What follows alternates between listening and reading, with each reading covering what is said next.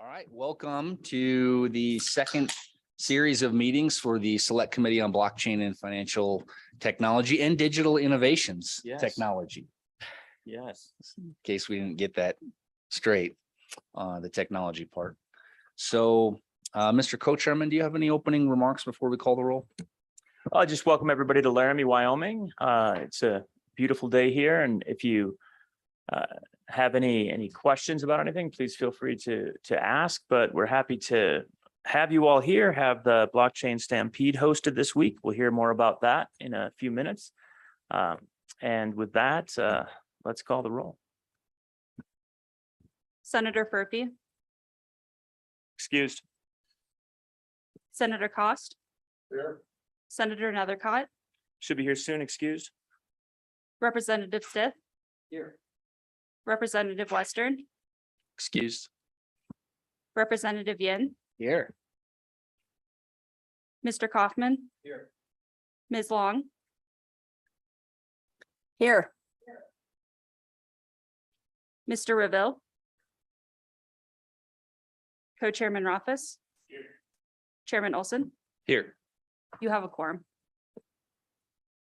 All right, with that, let's begin. We have first up, the University of Wyoming updates. Mr. Lupian.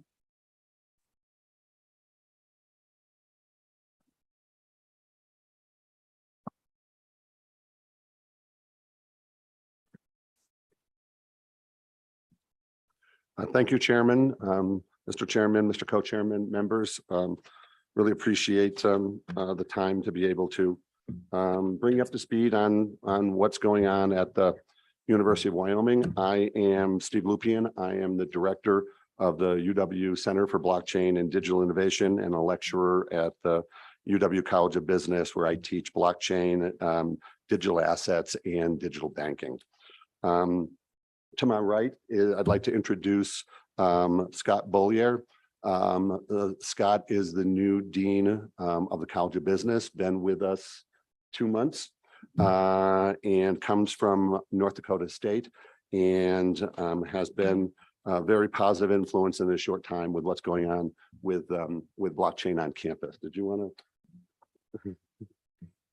If I may, thank you both. Just wonderful to be here, and wonderful to be the new dean of the University of Wyoming, and look forward to working with you all in the future. Thank you. As was mentioned in introductions, this is a pretty big week for us here at the University of Wyoming. This week is our 5th annual UW Hackathon and Stampede. It starts Wednesday, besides Monday and Tuesday, where these proceedings are happening, and starts Wednesday with something which I think is pretty exciting. University of Wyoming Impact 307 is doing a blockchain business competition, which businesses and students are going to present their business concepts, and a significant amount of prize money. We have $25,000 worth of prize money for that event alone. The hackathon portion, we're doing a little bit differently this year. The hackathon actually started on September 9th, and the hackathon portion is entirely online. And the judging will take place online as well too. And the awards will be presented Friday, this Friday. So a little different than in the past, where we typically end the Stampede with a live portion of the hackathon. We sent out a poll to hackathon participants and who we believed would be participants and people who participated previously. And overwhelmingly, the thought was that collaboration worldwide is so much easier online than having some people here and some people participating remotely. So we made the decision this year to have that portion of it online. So Wednesday starts the Impact 307 Challenge. That will be all the proceedings, by the way, will be over at the UW Conference Center, which is attached to the Hilton Garden Inn. So encourage any of you that have the time to please stop by. We have badges available for all of you. Thursday, we're running 2 tracks. One track will be presentation of new business concepts that are happening in the blockchain space.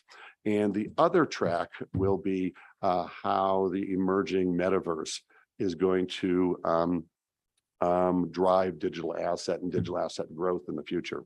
One of the things I'm particularly proud of is that 2 of the presentations will be by companies that have been started by students. One has been started by 6 UW College of Business students who all either went through or going through the blockchain minor. And they are developing a knowledge indexing system that runs on a blockchain. So it's a pretty significant enterprise type of a blockchain application. And there's really no other businesses right now that have been able to do what I think they're going to do. So believe it or not, they're in the fundraising stage right now and are doing some fundraising presentations. And the second company was started by one of our graduate students that went through our program. And they're going to be working on a truck factoring type of token. And they're going to be presenting their ideas and making some pretty significant announcements at the hackathon as well, too. So on Thursday, a key speaker I want to point out to the committee here will be Commissioner Peter Feldman is coming in from Washington. He's the commissioner of the Consumer Products Safety Council. And in fact, he's asked if he could attend and listen to you tomorrow afternoon. So we may be able to introduce you to him if his flight arrangements work out. And then on Friday, we're also doing 2 tracks. And one track is going to be kind of the evolution of what's happening in the fintech space. And I think you all know David Pope is an instrumental part of putting together the agenda for that track. And the other track is going to concentrate on something very important in our space right now is cybersecurity. And be a number of prominent speakers in that space. The featured speaker for Friday will be SEC Commissioner Hester Peirce. And I think we've got a couple of really good days. Friday, we're going to bring everyone back together towards the end. We're going to have Tamara Hassan, the newly appointed president of IOHK or IOG now, and Caitlin speak about how they got involved in blockchain and the challenges and opportunity for women in blockchain. And I think you've all heard me talk about before how important it is that we try to get not only more women involved in STEM, but blockchain in particular. I think you all kind of know that was a driving force in a lot that's happened in Wyoming a number of years ago. And then our final keynote speaker will be Charles Hoskinson, who has been unbelievably generous to this university over the years, and continues to be so. And then following that, we're doing something really unique and different. One of the mandates of the Blockchain Center is to increase awareness of blockchain across campus. So this year we decided we're going to throw a free concert for students. All is welcome because it is a free concert. And so Wyoming's own Chancey Williams is going to be performing, and he is bringing his entire professional show setup. So stage, sound, lights, just as if he was at Frontier Days or anywhere else. So it should be quite a amazing spectacle here on campus, and certainly members, you're invited to attend and hopefully even encouraged to attend. So I think that's going to be pretty exciting. And then interestingly, this just kind of fell upon us, but Wyoming has an amazingly robust esports program. And so Saturday, the 24th, we are also one of the sponsors of the professional esports competition that's going to be happening here on campus. So really, it's a lot of really amazing things happening this week, and it all really kicks off with these hearings. I want to thank you very much. All right. Before we go on from there, Yep. any questions, committee? Yeah, thank you. Yeah. That, I do have a question, Mr. Chairman. Go ahead. Mr. Lupian, can you just expand a little bit on the status of the blockchain minor program? Sure. The blockchain minor program is actually growing pretty robustly. I was proud to hear in a meeting recently, and the dean can certainly address this, that the blockchain minor is one of the fastest growing. Do you want to take a moment and talk about that a little bit? Sure. Thank you. So yeah, we have 7 or 8 minors in the College of Business. Some of them are declining, some are growing. The blockchain minor in just a very short period of time has approximately 20 students in it now, and very popular. Yeah. This semester, we're teaching the fundamentals of blockchain course. That course presently has 64 students, which is the largest amount we can fit in the largest classrooms in the College of Business. So I'm already in discussions with the department head, Mitch Oler, about either moving the blockchain course to an auditorium or splitting that course into 2. So it was actually pretty disappointing having to turn students away this semester, because our growth has gone from 12 students the first time we offered that course now to being oversubscribed. So certainly we will deal with that issue. We want every student that can participate in blockchain courses and the blockchain minor to participate if they can. And I think after this group of students going through the first fundamentals class, typically what happens is after the fundamentals class, a number of students recognize, hey, this is something I'm really interested in, and then they go and they pursue the minor. So I'm going to make a guess that when I present before you next year, we'll probably have at least double the number of minor students, because in the fundamentals class right now, of the 65, 30 more are raising their hands saying they want to participate in the minor. So I think we're gonna continue to see some growth there. We're also adding courses to the minor. This semester, we're adding a blockchain and energy course, which is being taught by Dr. Sohail Siraji, who is doing a number of blockchain courses. And we are just talking with other academic units throughout engineering and agriculture about adding even more courses that will be part of the electives of the minor program. The only other interesting thing I want to mention about what we're doing educationally is about a month ago, it was announced that University of Wyoming, in conjunction with the University of Arkansas, has published a textbook on the fundamentals of the Web 3.0. And so myself and Dr. Mary Lassity were the co-authors of that. And all of the proceeds from the University of Wyoming's side from the sale of that book, 100% is being donated to the foundation. So it's going to continue to give back to our programs moving forward. So any questions on what's going on educationally? Yeah, Mr. Co-Chairman. Thanks. Just a little more about the minor, and I don't know that everyone's aware of exactly how a minor works, the number of courses, and maybe what a sample path would be for the blockchain minor. I think that would be useful. I mean, and I do appreciate hearing about new courses being introduced. That's interesting, but that would be helpful. Thank you. Sure. The way the minor is structured is you need 15 credits to be awarded the minor. And there are 3 core courses that must be taken as part of the minor. There's a fundamentals of blockchain, which is the course I was talking about now, that's oversubscribed. There is the next level, which is a 3000 series course, which means generally it's going to be juniors or seniors who are taking that level of course.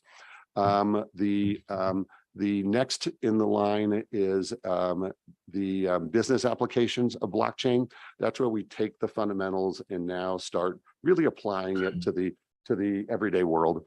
And then there's a capstone course taught by Dr. Corey Billington, which is a case studies type course where throughout the course they read and examine both successful and unsuccessful implementations of blockchain in business. And those three courses make up the core of the minor.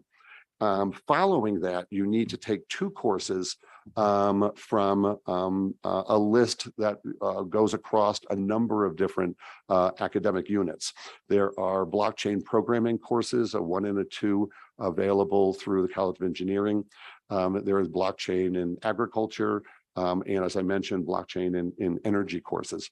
And so students can choose their last two courses through there. In the College of Business, we also have supply chain courses, and we have entrepreneurial courses that qualify for that minor. And so the minor is designed to essentially be an addition to whatever your major course of study is, because I think that's how blockchain works. You know, I'm often asked, do we want to create a blockchain major? And I think the answer is, I don't think we do, because really blockchain is a tool for solving problems.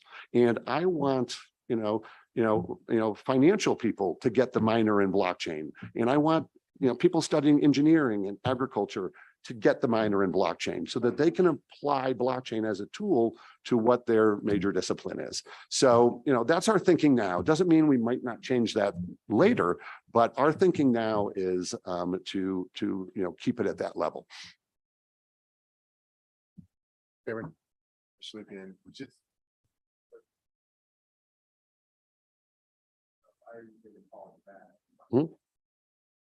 as easy as just saying, hey, I want to minor in this. I don't have to do any additional requirements or any kind of, is it as easy as it sounds to just tack on the minor? Through the chair, yes, Representative, it really kind of is. We have a very clearly defined path to get the minor. And, yes, you would generally, the courses that would probably be outside of their normal area of study would be the 3 required courses. But if you're in ag, there's very real possibility you're taking some of the ag courses that are part of the minor, engineering and energy as well too. So it is not a difficult process to add a minor to your field of study. Dean, do you have anything you'd like to add on that? Sure. Just to add, there are no prerequisites that I'm aware of, like accounting classes or marketing or anything else. It's meant to be open access. So, Mr. Chairman, follow up. Like, walk me through the exact steps. I'm a student here at UW. I'm in the College of Ag. I want to minor in this. Is as easy as just mailing my advisor or Dean's office saying, hey, I'd like to sign up for BCH 3021. Like that, as long as I'm signed up by the deadline for and all that other stuff. It's that easy. Mm-hmm. Yeah, it really is. Okay. The blockchain, as Dean Bollier pointed out, the minor starts with simply a junior standing requirement. So, we don't load up on, prerequisites that would prohibit students from across campus. I'm going to talk a little bit about, when I get to the blockchain center, other academic units that are wishing to get involved in both the blockchain center and the program. And so we are going to be rolling out additional courses across additional academic units in the semesters to come. Mr. Lupian, my last question here, you might be talking more about in the blockchain center, but I'm just curious what type of, to a student minoring in blockchain, what type of externship opportunities exists for them to interact with folks deeply in the industry and start to develop skills outside of the university and Sure. opportunities. Thank you, Mr. Chairman. We actually have a pretty robust internship and externship programs. And a lot of that is also because, we have a robust student success center as part of the College of Business. And last year, I believe we had about 20 blockchain students that were involved in various types of internships. With the expansion of the blockchain center, we are beginning to also have students work on university projects. And so that program continues to grow. One of the driving forces behind our program here at the university is very much an experiential learning program. And, what's the best way to learn to start a company? Well, you start a company. And, there's no other real way to really discover the challenges. So, we very much want students involved in, as I mentioned, starting companies, which they're doing, but also, in developing real world, token projects and token concepts. And not only do I think that's a better learning experience, but I also think that, when they're eventually interviewing on campus, and I hope they do, and it's an entirely different interview. If you're answering the question, so what have you done on campus? And you say, well, I've started a company, or I've launched a token, or I've done something. I think that really will differentiate University of Wyoming students and really kind of set them apart. All right, please proceed. Okay, so let me talk a little bit about what's happening with the blockchain center itself. First of all, through the support of the Dean's office, we are expanding the blockchain center in the College of Business and adding about 900 square feet of dedicated space to the blockchain center. It's going to be study area for students. It's going to be workspaces, and it's also going to kind of be an ideation space where students can come and kind of work on blockchain concepts. Big whiteboards all over the place. I don't know if I've asked for beanbag chairs yet, but that might happen sometime in the future. There might be a lava lamp or two, but we want to make it a fun space for students to come and be able to work with each other and kind of develop these blockchain concepts, and that's where we'll drive most of the university projects through. We are, bless you. We are presently hiring for the blockchain center. The most important position we're hiring for now is kind of an assistant director / project manager. It's getting to be the point where, we just have too much going on for the small staff that we have presently. So, and that's all being funded through external sources. So it won't be adding to the university's line at all. And as I mentioned previously, we are talking with 3 additional academic units on campus that are interested in working closely with the blockchain center and its arts and science, which certainly makes sense when you look at content creators and artistic works and things like that. Our College of Education is very interested in working with us, and the dean there has very progressive thoughts about how we need to position or change our educational processes to deal with the new digital world that's coming about. I think all of you, as you can even see from all the computers sitting on the desk right now, information is readily available to us. What we need to begin teaching more is critical thinking and how to use the information that's available to us. So I think you'll probably be hearing some amazing things out of our College of Education. And our ARC Center, which is our high performance computing unit, is also interested in working more closely with us. And there's a number of projects that we've identified jointly that we're going to begin working on. And probably the most exciting thing is I've reported before that we've got a very small educational Bitcoin mining operation going on over in our College of Engineering. Presently, if you will go over there to visit it, you go into the lab where we keep all of our wind tunnels, and stuck up on the top of some shelving, or about a dozen Bitcoin mining units. Well, the engineering is giving us a very large, very prominent new space that will be dedicated specifically to Bitcoin mining, and it's third of the size of this room. Okay, on the main floor of the new EERB.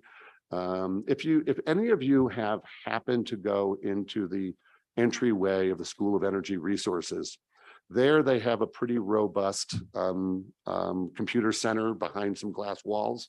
We're going to kind of replicate that look and feel. So we have a fairly large space that we're going to divide into two spaces. One is going to kind of be another study area. And then behind some glass walls is going to be Bitcoin mining equipment. And although I'm not in a position to announce anything formally, a local company who manufactures Bitcoin mining equipment has agreed to work with us.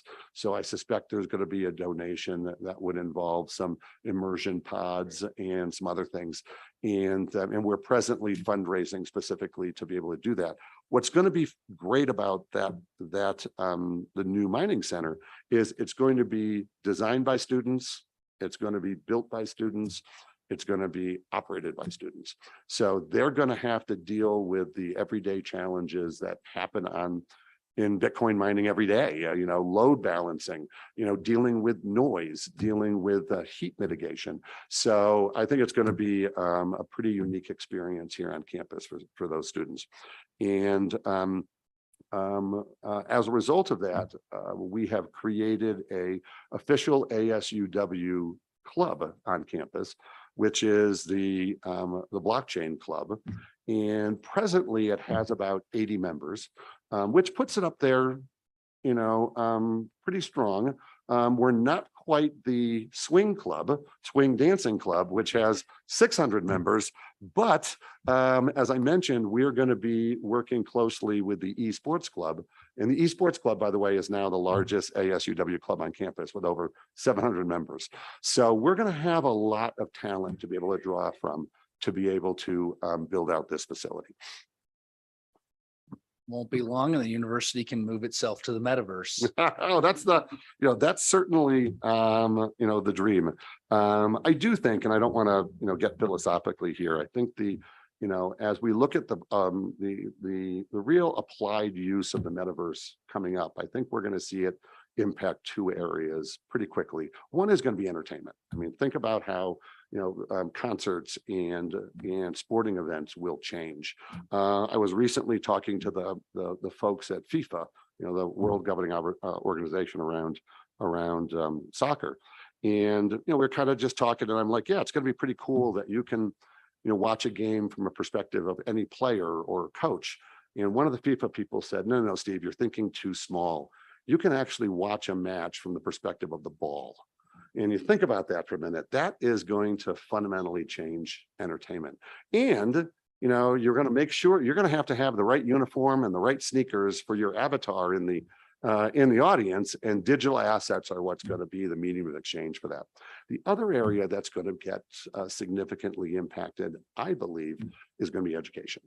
We're doing online education now. Our online MBA program is continuing to grow and be very robust. So I think we've proven that online education really works.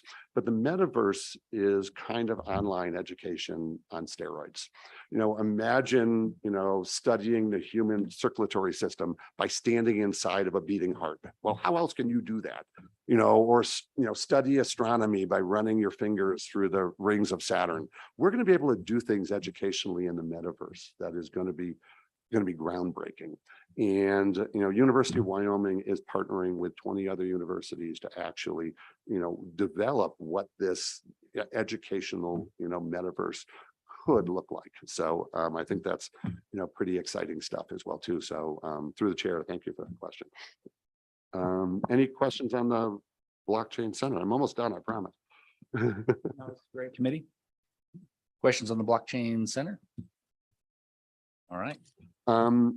Last two things I want to talk about is fundraising and then some of the projects that we're working on. As many of you may have seen earlier in the year, we announced a rather generous gift from the Ripple Foundation. It was about $645,000.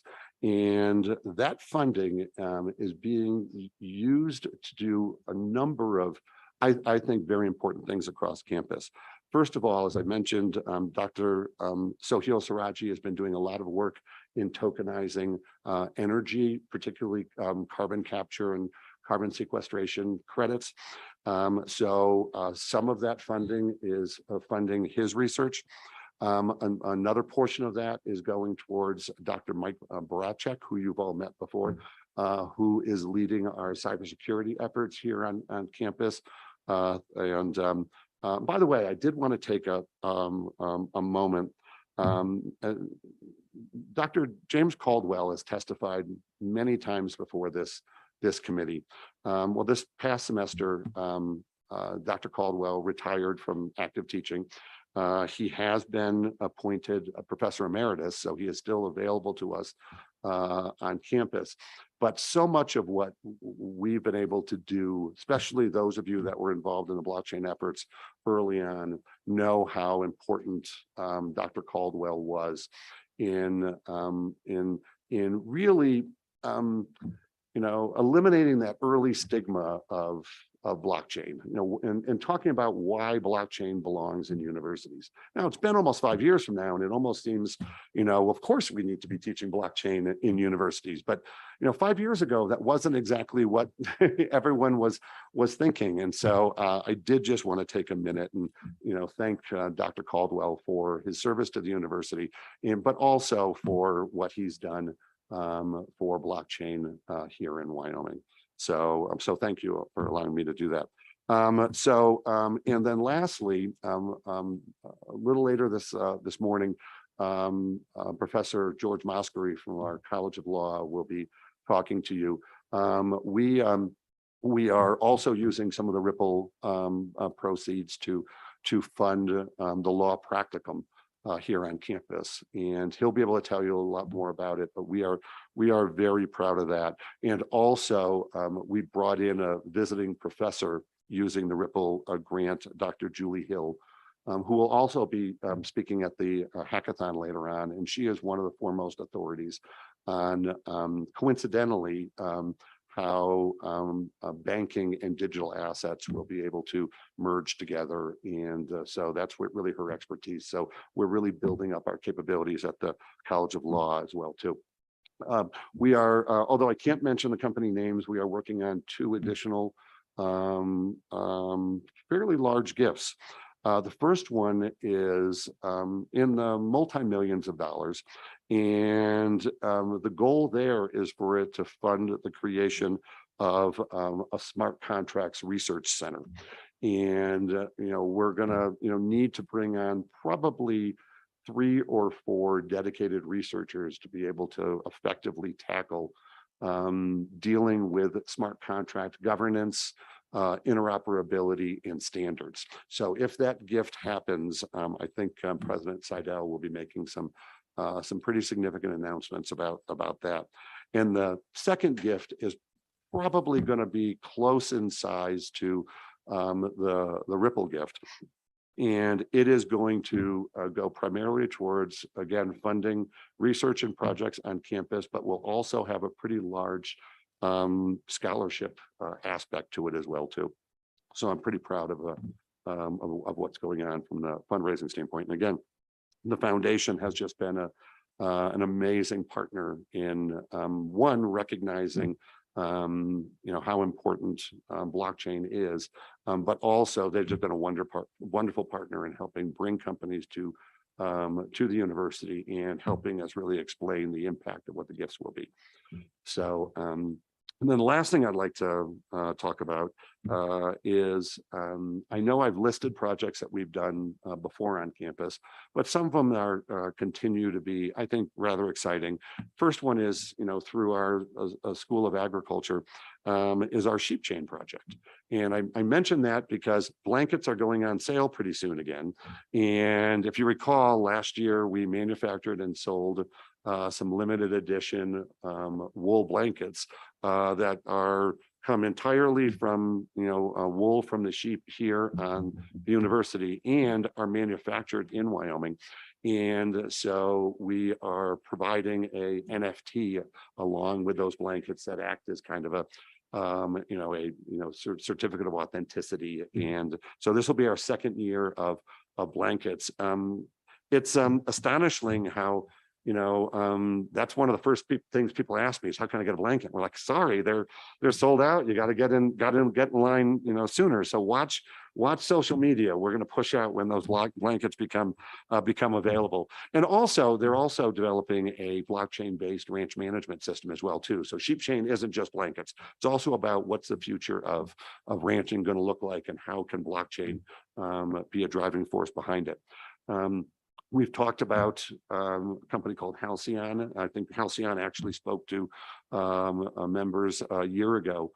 We continue to work closely with them. Our College of Engineering is working on some proof of concepts for them, and that part of the project is rolling, is winding up right now. But we are also going to begin working with them on hydrogen storage systems. It's one of the biggest problems with hydrogen is, how do you store it in a way that's useful to consumers? And so the university is doing quite a lot of work in that, and Halcyon will be certainly a part of that. We are working with the GBBC and the Center for Medicare and Medicaid to develop a blockchain-based student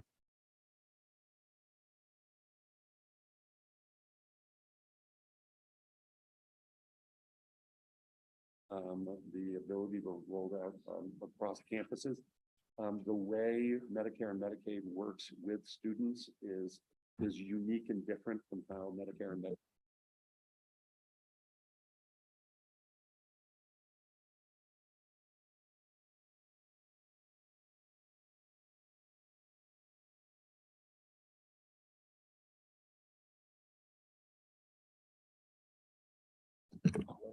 Nope. Sorry. I'll start over. No, I apologize. But developing tracking systems for things like sustainably sourced natural gas or hydrogen. A lot of these products can be manufactured in environmentally friendly or less environmentally friendly ways, and being able to differentiate hydrogen or natural gas that comes from sustainable or green sources is going to become increasingly more important in the energy markets. And probably the most interesting project I'm working on is with the Intertribal Space Agency. We have a consortium of 1,204 independent tribal governments across North America, US and Canada, have a space agency. And this November, they are launching their first of 9 satellites. So this is the real deal. And their first satellite is going to track methane around the globe. And they're tracking methane because they want to be able to use it to enforce tribal agreements and use cases. But they need to be able to track and maintain that data in an immutable way that also has, I'm not an attorney, but you attorneys here know the importance of maintaining clear custody of that data from the source until it gets to court. So we're going to be developing in conjunction with them a data vault of all of this information. And in the course of the next 5 years, they'll be launching 8 more satellites that measure different things. And I think the other opportunity is once we have all this data, we could probably do some things in cooperation with them to help commercialize some of that data as well too.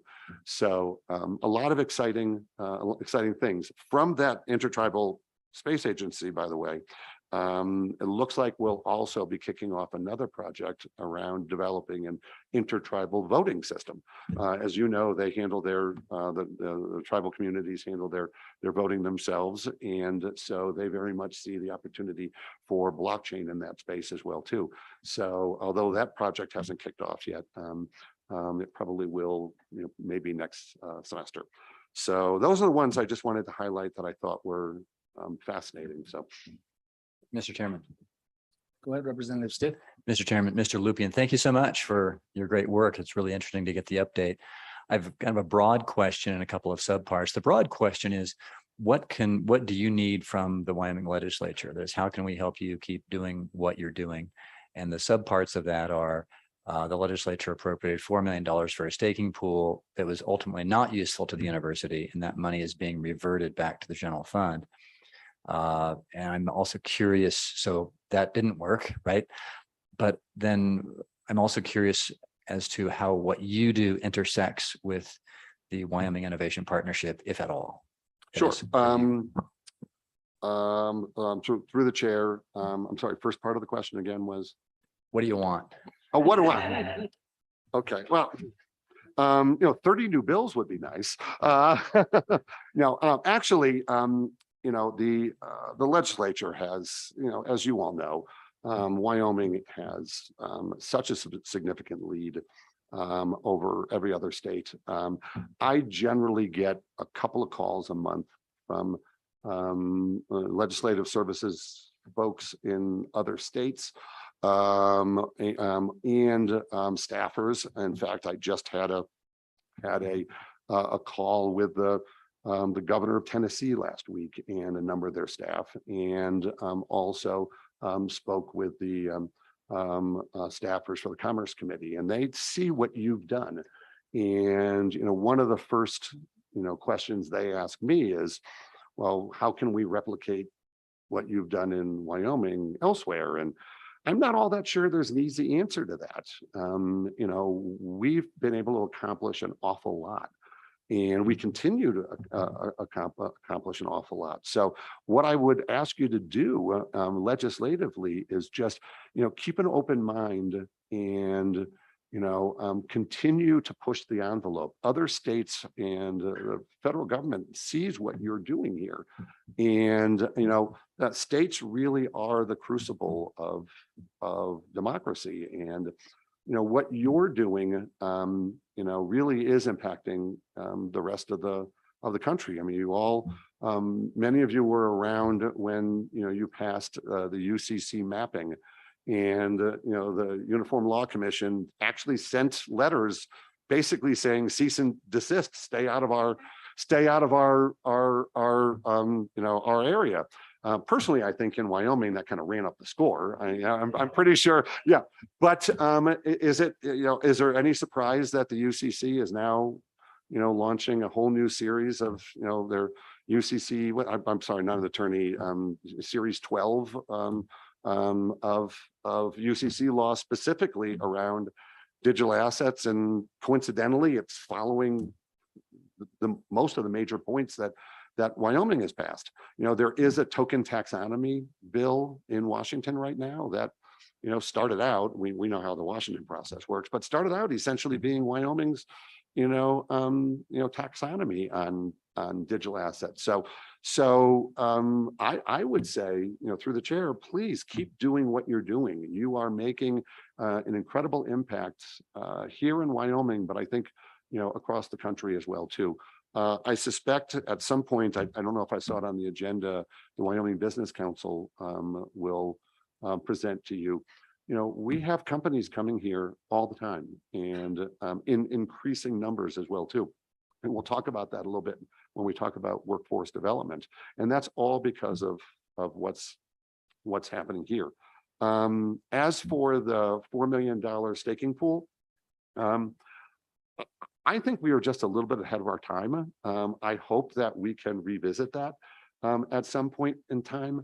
I do think I think staking could be a remarkable fundraising opportunity for the university, as well as income university for the state.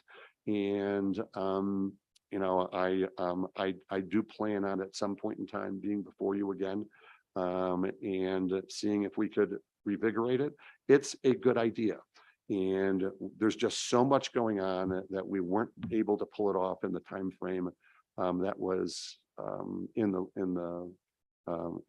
the bill. But I do think that it is the right thing to do, and we are coming upon a time now. I think many of you have heard about the recent merge of Ethereum, where Ethereum moved from proof of work to proof of stake. Proof of stake protocols in certain applications are going to continue to grow and increase. And with a spotlight on the environmental challenges, which I can refute all day long in a different context, of proof of work, proof of stake does promise to be able to do some things that proof of work can't in running smart contracts and business applications and things like that. So I hope we can revisit that in the future. Did I miss any of your questions? Mr. Chairman, just briefly, does what you do intersect with the Wyoming Innovation Partnership, or is that completely in a separate universe? Well, we're going to talk a little bit about that. I'm sorry, through the chair. We're going to talk a little bit about that in the workforce development. I actually am participating in the WIP initiative with a project. So if you can allow me to belay that question until about an hour or so from now, I'll certainly talk about that. Through the chair, Dean, do you have any? Anything else, committee? Mr. Lupian, we appreciate the updates. It's always great to hear from our university. And, you talk about the legislation that we've passed, but in the short time, it's phenomenal to see what the university has done with this minor program, with the blockchain center. That's really the future of Wyoming, and the future of this technology is the students. So we really appreciate all that you've done. Thank you, Mr. Chairman. We wouldn't be doing what we're doing if it wasn't for the work that you began 5 years ago. So thank you. And we'll continue to do everything we can to live up to the legislation that you're passing. So thank you so much. Mr. Chairman. Oh, Mr. Co-Chairman, go ahead. Very brief additional question that I didn't get to ask earlier, getting back to the free concert.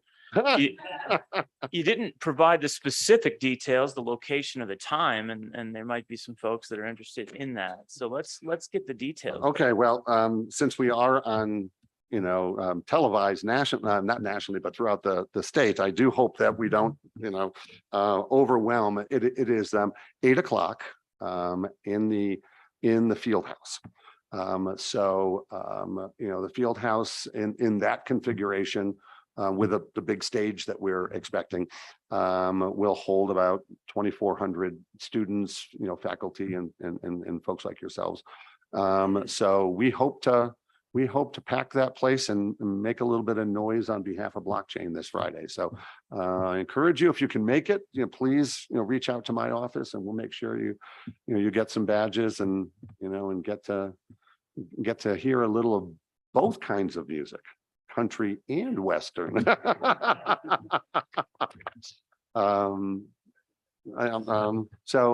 Chairman, thank you, members. Thank you very much. All right. Do we have other updates from the University of Wyoming? Is that it? Mr. Lupian, you didn't have any other guests? Okay. All right. We have any comment online signed up for this topic? No? Okay.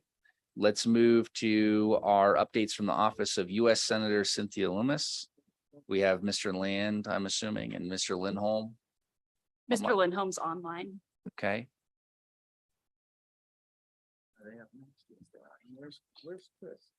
Where? Mr. Lindholm, where is your attorney? He's coming. I just emailed him and he's whipping and spurring. So sorry about the DC connection not being so hot. I'm up in Sundance right now, Mr. Chairman, and he's over in DC. So sorry about that. Well, fantastic. Well, welcome. Thank you, Mr. Chairman. Really appreciate the opportunity, and I'm sorry that I'm not there in person. I do like attending your committee meetings, Mr. Chairman, and seeing all of you guys, but couldn't make it work. I do plan on being down there on Wednesday through Saturday for the blockchain stampede, and of course Chancey Williams, who, as you know, is a Crook County boy through and through. So it should That's be right. should prove to be a pretty great event. But Mr. Chairman, if I could, I'll jump into our update. Please. Great. So, Mr. Chairman, we've had the legislation out for quite a bit now. Senator Lummis has really worked her tail off on ensuring that legislation is front and center, as Wyoming should be, and has partnered, as I'm sure you've seen, with Senator Gillibrand from New York, which was a pretty novel way to go. And it wasn't really something a lot of folks thought could be pulled off, but Senator Gillibrand has been a pretty great co-sponsor for Senator Lummis on moving this legislation forward. Recently, in the last couple of weeks, there's been some other legislation that has cropped up from Senator Bozeman and Senator Stabenow out of the Agricultural Committee, primarily, as you could guess, just pretty much handles the commodities portion of that end of things. And I see my attorney has joined me, so now that he can stop me from saying silly things if I go over the line, as my attorney likes to do. Welcome, Mr. Land. Good morning, Mr. Chairman. It's a pleasure to be here with you today. Because I'm not a judge, I can't hold you in contempt for being late, but we'll let it slide. By my clock, Mr. Chairman, we're still 2.5 minutes early. Oh, Yeah. He's accurate. you're actually Yeah. correct, Counselor. All right. Please proceed, Mr. Lindholm. All right. So that piece of legislation, Mr. Chairman, from Senator Bozeman and Senator Stabenow, as I said, pretty much handles the commodities end of things, which makes sense considering Senator Stabenow is the chair of the Agriculture Committee and Senator Bozeman is the ranking member. And so they were able to partner up and bring forward a piece of legislation largely, and the general counsel for Senator Lummis can jump in at any time here, but largely the legislation is pretty solid. There is a portion in there that does override states' rights. And so that is a concern that Senator Lummis will be bringing forward to those two members about their legislation, that we wouldn't be where we are, and their legislation wouldn't look the way it is, and Senator Lummis's legislation wouldn't look the way it is without that states' rights and without state legislators first taking the first stab at things. So that's obviously a very important thing to Senator Lummis, is ensuring that you and your committee have the capability to flex as much as you want to flex. And you've probably heard of another piece of legislation, and it not seen because just heard of from House Financial Services. That would be Chairman Waters and Ranking Member Patrick McHenry. Their legislation, I think, has kind of stalled out a little bit, and last we've heard is really not going anywhere. Lack of an agreement from the members on House Financial Services and Ranking Member McHenry. And then obviously there's another piece from Ranking Member Toomey from the Banking Committee, and that piece he put out as a draft piece several months ago, and just to solicit feedback, and has not received any, or we have not seen an updated draft since that time. But with that, Mr. Chairman, I'll let the General Counsel for Senator Lummis take over. Mr. Land. Thank you, Mr. Chairman. Thanks, Tyler. I really appreciate everyone being here this morning and the opportunity for us to testify. No, Tyler, 100% agree with everything Tyler said. Senator Lummis, Tyler, and I are working our tails off in DC, trying to protect and build on, what the legislature's done in creating the best-in-class digital asset framework in the country and even the world the last couple of years. That's kind of the guide stone that Tyler and I use every day is we want to take the principles that the legislature has enshrined and build on them and protect them. We have some things to iron out when it comes to, kind of the other piece of legislation. We're working with Senator Stabenow's office and Senator Bozeman's office in the House to try to come up with a meeting of the minds. And Senator Lummis is at the table trying to facilitate that meeting of the minds and trying to lead and protect, advance the state of Wyoming. So we're right in the middle of all these discussions, and, cautiously optimistic Congress will pass some legislation in the next couple of years. It's Tyler and I and Senator Lummis are going to work really hard to make sure that that legislation promotes Wyoming and, creates Wyoming is, the place to be for digital assets in the world, not just the US.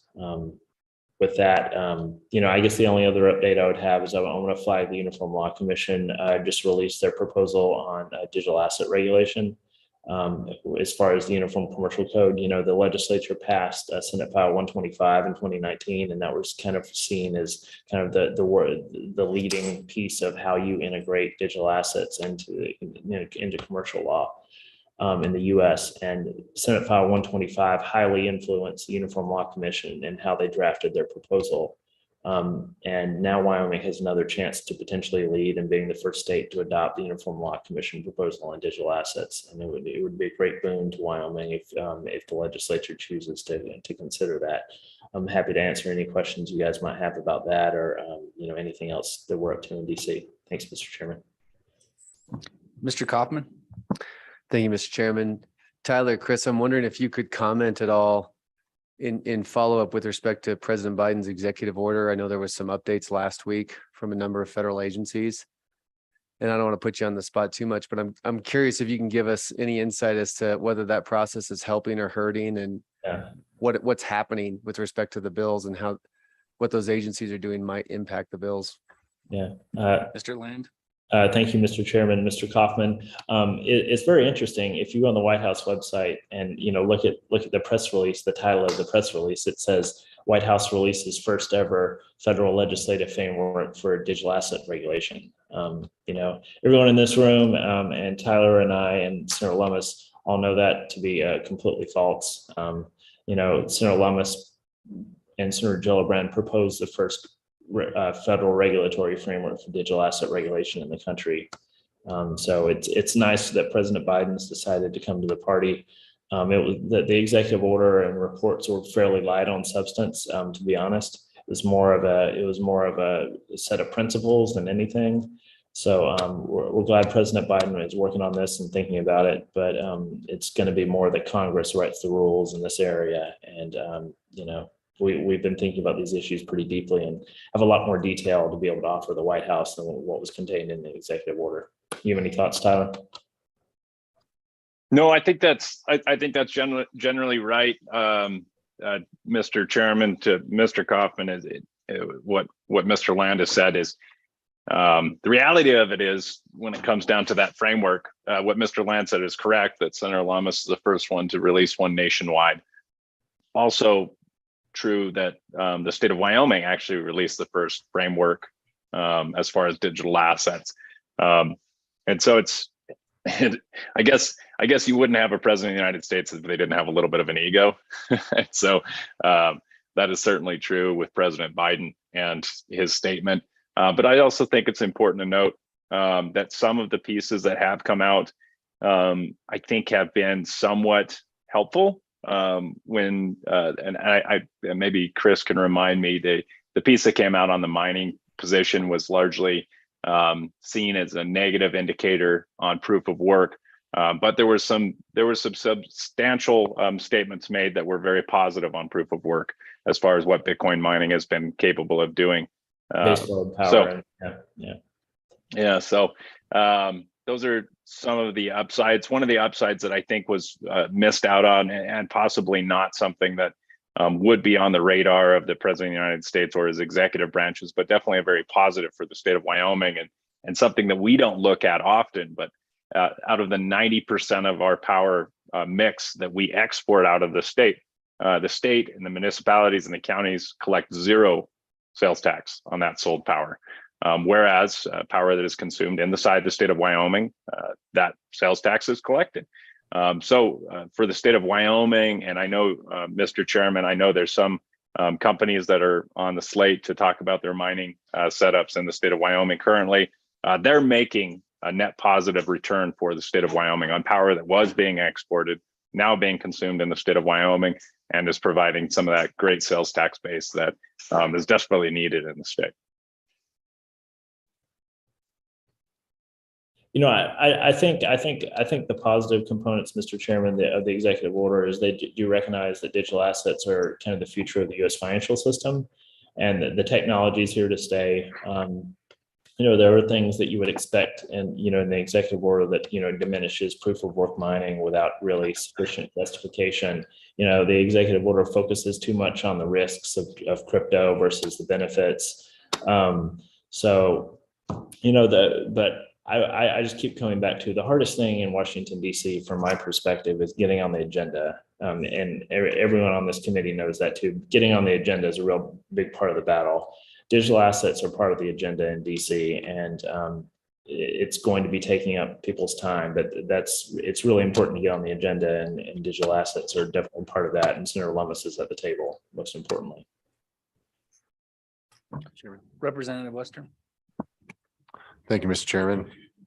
Mr. Land, Mr. Lindholm, kind of you to join us. My question, I guess I was hoping maybe just for an update on this legislation in terms of progress. I mean, I know obviously getting on, like you say, getting on the agenda can be very hard. Garnering the attention and the buy-in from members can be exceptionally difficult. Do you have any sense of a timeline of when this might really start getting traction and making its way through the process, or is it just still too hard or too early to tell? Yeah, Mr. Chairman, Representative Western, it's a fascinating study, and I can see the aggravation on your face. As a former state legislator going to work on the Hill, I resonate with that aggravation as far as the lack of movement on the Hill, and it's really a very different animal on the legislative front comparatively to what you're used to. You're used to whipping and spurring, getting the job done, working your tail off. And it's a very different animal on DC. I will say that there's a lot of work that has gone into it. And there's a lot of work that has gone into trying to get it up on the slate. But until it's a priority for the majority of those in leadership, it will most likely be stalled out. However, that being said, we're actively working on some changes to the legislation and refiling in January of 2023 and moving forward then.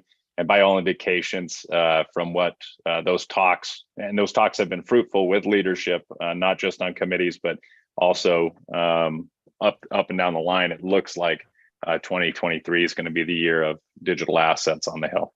Yep, couldn't agree more. Yeah, co-chairman has a follow-up. Thank you, Mr. Chairman, and it's great to see both of you, as always, at the select committee meeting. I do have a follow-up. You know, Mr. Lindholm, with what you were saying about the way that we do the work and trying to get things across the finish line, a big part of that is the educational process and refining and revising the legislation based on feedback once we do get it posted. So I'm curious to hear. You've obviously got the fear, uncertainty, and doubt feedback that always comes from new ideas. I'm sure you're seeing that and hearing that, and we see a lot of news along those lines. But hopefully you're also getting thoughtful, positive, constructive feedback that's improving the quality of the bill and the quality of the work product moving forward. Is that happening? That's sort of the first part of the question. Are we getting that at least through this process? Mr. Chairman. Oh, go ahead, Tyler. Well, I was just going to comment that absolutely on the feedback, and the constructive criticism and all of those things are good. And those have definitely been coming. I would say more so from industry than from other members. I think a lot of other members are still learning and still kind of digesting this. But that also brings me to the point of the Financial Innovation Caucus. Senator Lummis co-founded the Financial Innovation Caucus with Senator Sinema from Arizona, right out the gates of her first session. And that Financial Innovation Caucus largely concentrates on learning events for various staff members, but also has done several events for members themselves.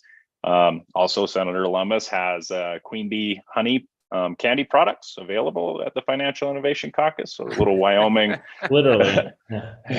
little And Wyoming. those are candy. delicious products, those Wyoming homegrown products, Mr. Lindholm and Mr. Right. Land. We just follow-up, need to Mr. get Chairman. that. Oh, go ahead. Sorry. I was just going to ask then, so industry's providing good feedback, those that are in this space, but it certainly does seem like there's a lot of work on the educational side with members to get members up to speed, where they're not just seeing these kernels of fear and these seeds that have been planted by those that honestly are trying to resist this disruptive change because it hurts their business model, right? We know we've been fighting that for as many years we've been working in this space, and they have an easy time sowing that fear.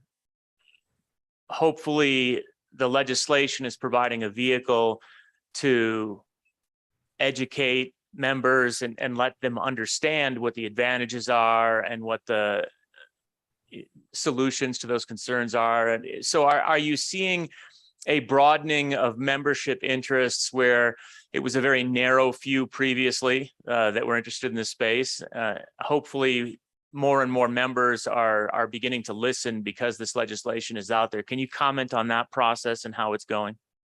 Yeah, no, Mr. Chairman, and that's I think the best example out there is Senator Gillibrand.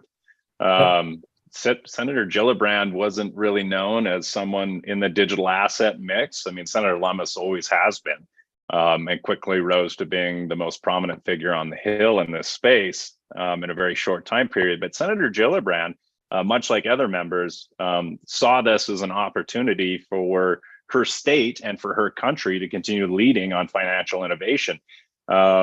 And so we're seeing that out of a lot of members all of a sudden starting to poke their heads up, but a lot of members also rely heavily on their staff to educate them and to bring that information forward. So depending on the staff depends on the information that they're getting, as I'm sure you are aware, Mr. Chairman. But I think, for example, boy, I'm forgetting the fella's name out of Alabama, the senator. Coach T. Tuberville. There we go. Coach. Senator Tuberville, we were at an event in DC a couple months ago, and he was bragging to me about how he's a big Bitcoin miner. And I can't help but bump my gums every now and then, Mr. Chairman. I don't know if you remember that about me or not, but Occasionally. Yeah. So I challenged him and I said he was full of it. He's not a Bitcoin miner. And he whipped out his phone and showed me a picture of his garage with S19 strewed across the floor and cables drug out everywhere. It was a heck of a mess. You can tell a senator was actually mining and not a technologist. Yeah.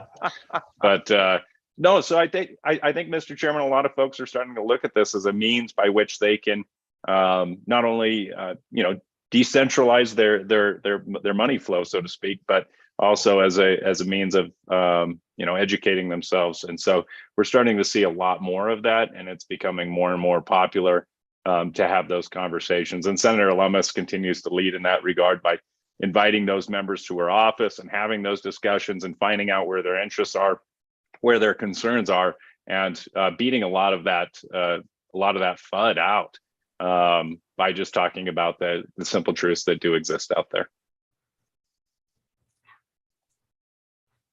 And Mr. Chairman, one last follow-up on that. And, I just wanted to say once again how appreciative I think we all are that this is being led as we'll say nonpartisan and certainly bipartisan endeavor in Washington, D.C., as we always we're operating this in Wyoming. It's interesting to see that you've got sort of bipartisan opposition and bipartisan support, just like Yeah, we probably did here. And that it isn't something that is aligning necessarily with any partisan agenda. Is that something that you continue to see in Washington, D.C., and how is how is that playing out with regard to the teamwork that has been forged along the both bipartisan financial innovation caucus as well as the bipartisan sponsorship of the legislation? Thank you, Mr. Chairman. No, that's still definitely the case. Bipartisanship's really important to everything Senator Lummis does in this space, and we work our hardest to do it.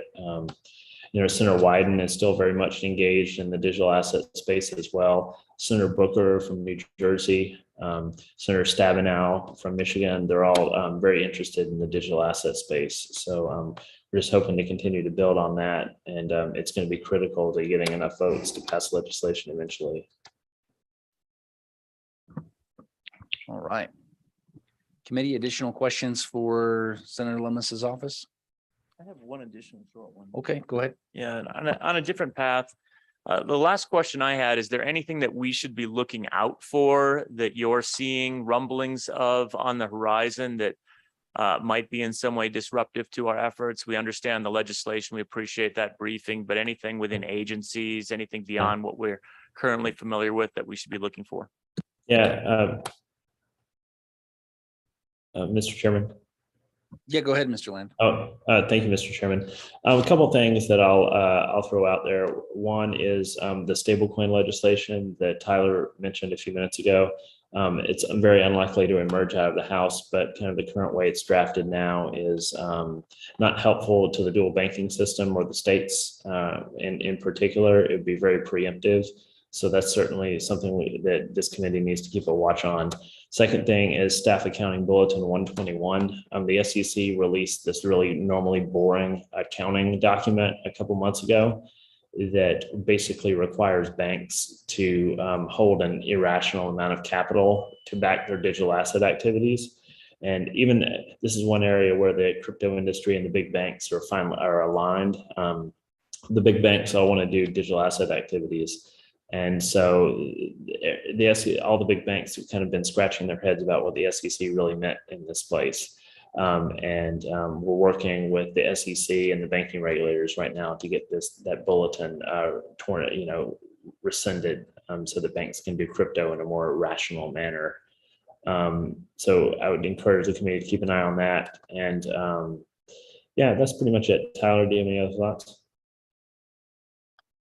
No, I think that's about right, Mr. Chairman. I never underestimate the federal government's ability to move quickly when they want to screw something up. Yeah. So I wouldn't be surprised if we don't know about some action that could be on the horizon. Hopefully, that's not the case, and it will go through Congress, which is the proper route for something that's going to change an industry like this. But yeah, that'd be about it, Mr. Chairman. Great. Thank you both. Appreciate having you here. Thank you, Mr. Lindholm. Thank you, Mr. Land. It's always a pleasure to have both of you testifying here today. I'm sure Mr. Lindholm Laramie will be very excited to have you later this week.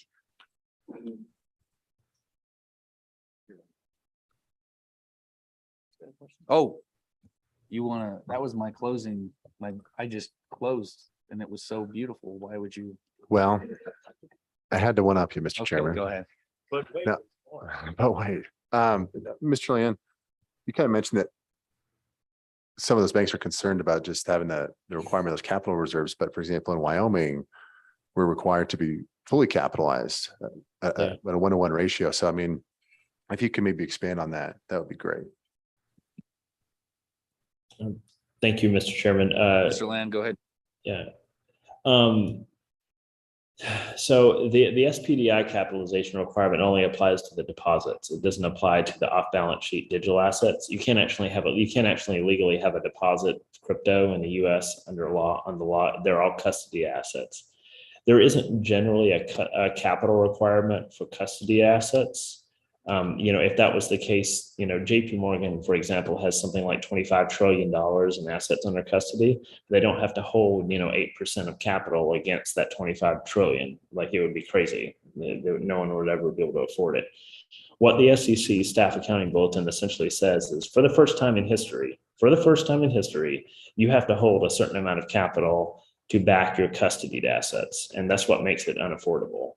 Because essentially the SEC says you have to hold it 1-for-1. So you have to 100% back your custodied assets with high quality liquid assets. So going back to the JP Morgan example, they have 25 trillion in assets under custody, and they would have to back it with 25 trillion of high quality liquid assets under the SEC proposal.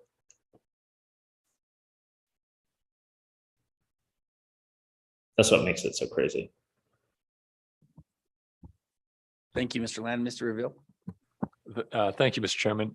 Question is, hearing that the House Financial Services Committee legislation is dying, I think that was intended to address stable token legislation federally, or that was their primary aim, which seems like would be the first obvious place for legislation and maybe relevant to something we're going to be discussing later in this session. I'd be curious for Mr. Land and Mr. Lindholm's opinion on what happens now to federal legislation around stable tokens, and specifically reserves backing stable tokens. Thank you, Mr. Chairman. Stable coins are still top of mind for the Treasury Department, the Fed, and Congress. So I do foresee something on stable coins will pass at some point, probably next year. But it's my humble opinion that everything will pass kind of as a giant package. There won't necessarily be a single standalone piece of stablecoin legislation, probably next year. Tyler? Yeah, Mr. Chairman, if I could also note that Senator Lummis has a pretty awesome piece on stablecoins in her legislation that does handle the reserves and all the functionaries that do need to happen.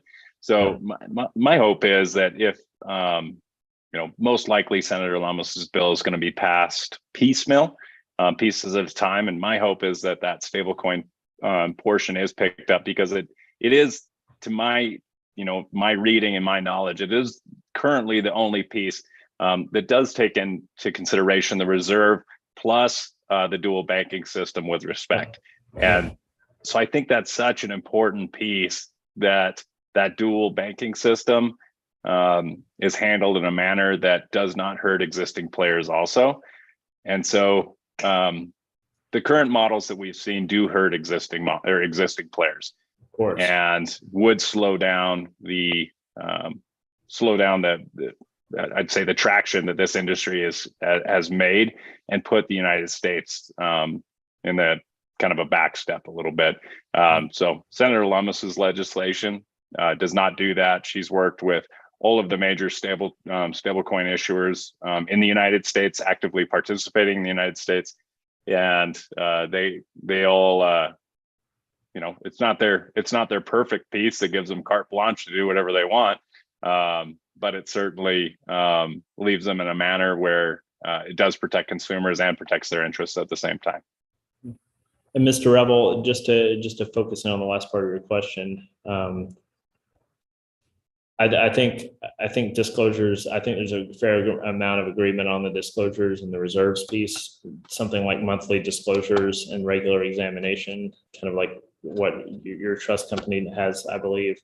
And also, backing by high quality liquid assets like reserves at the Fed, and, treasury bonds, and, short-term obligations of the US government.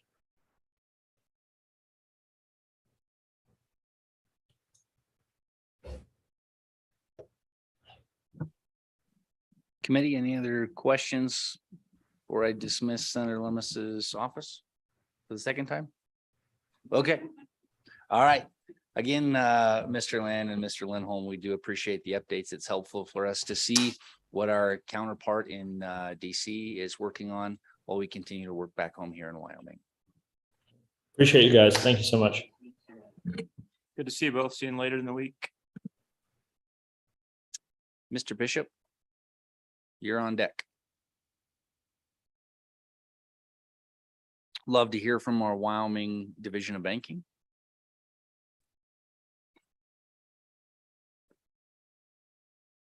Welcome. Good morning. Thank you, everybody.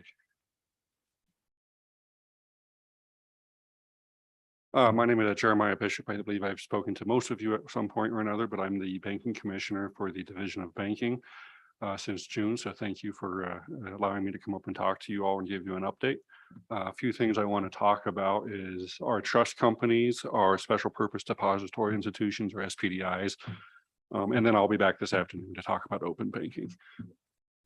So first off is the public trust company and digital assets. So we provided guidance, I think it was back in 2020, which allowed a public trust company to provide digital asset custody for customers.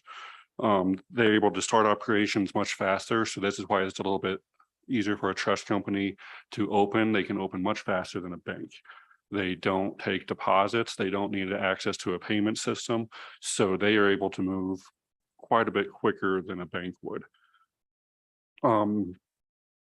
We see a lot of interest in this area, probably more than the SPDI, both traditional trust companies, but also trust companies that are focused on digital assets. As long as they are doing trust business, that's probably our biggest conversation piece is what activities are they doing that is trust business. Digital asset custody by itself is not. However, there's other things they can do, and then they can provide digital asset custody as kind of an ancillary service. So some of the things that the division's working on right now as it involves trust companies, we have a number of companies in the pipeline that want to receive a charter. So one of the things over the next 6 to 12 months is we want to become more focused on actually getting these applications in front of the banking board. The banking board is the one that actually issues the charter, and then we issue the certificate of authority to operate after that happens. So, but we do provide that investigation to the bank board, and we work closely with that. So we're trying to get these companies through that process. We're also building out our examination on trust companies. We're trying to build that out. We're providing BSA guidance, things like that, digital asset guidance, similar to what we've done with SPDIs, but we're trying to take those same concepts, move them over to trust companies. So one of those things I wanted to maybe bring to your attention is I think one of the topics this committee has, I don't think it's on the docket for today, I'm not sure, but it is changes to 3429, kind of those digital asset definitions. And so right now we can say a trust company must follow all the same requirements for digital asset custody that a bank would. It's a little bit of a roundabout legal way of finding it, but it's there. It would maybe be helpful to provide clarity in 3429, specifically 104, and saying that digital asset custody specifically also applies to trust companies. I think the language right now says I think it only discusses banks. Now, realistically, it does apply to trust companies, but I think it would help us. It would help the potential companies that want to receive a charter. And I think it would also help out any consumers if that was specifically stated that those rules also apply to trust companies. So if a bill comes up, we'll probably provide comment on that in the near future.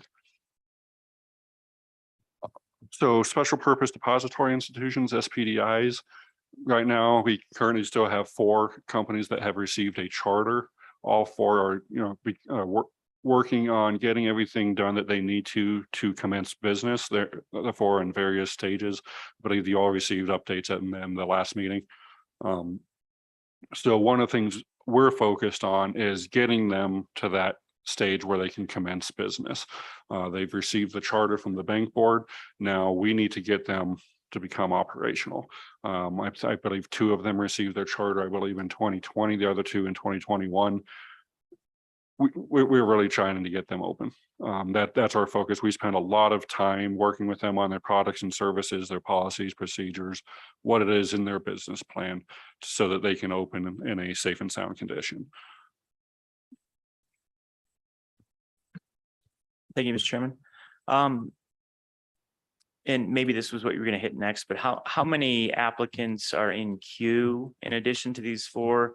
And how many would you say are on the horizon, maybe out there a little ways that are contemplating it? Mr. Bishop. Yes, thank you, Mr. Chairman. Right now, I believe we have 1 or 2. They're kind of inquiring. We don't have any official applications. We receive draft. Usually the process is they meet with us. We discuss our requirements. They discuss a high level of their business plan. Then if they are interested, then they might send us a draft business plan. So I think the companies that are in the queue right now, that's the stage they are currently in, is looking at their business plan and then kind of filling out the rest of the application. So I don't know, I don't have a timeline on when we could expect an official application. And with that, it's hard to tell how many are kind of waiting, because we might meet with 1 every week. We get a lot of interest in this, and then we'll never hear from them again. So it's really hard to figure out how many of these will actually provide us a business plan. And how much of that weighting is kind of based on the external decisions related to the Federal Reserve? Thank you, Mr. Chairman. Yep, that's a great question. I think that is one of the bigger questions. We get that a lot, is do they have access to the payment system? Obviously, we don't know. I couldn't say whether or not that's actually holding them up. That depends on their business plan. There are ways an SBDI can't open without that, depending on the products and services they have, and specific to each business. But we do receive a lot of questions on that topic.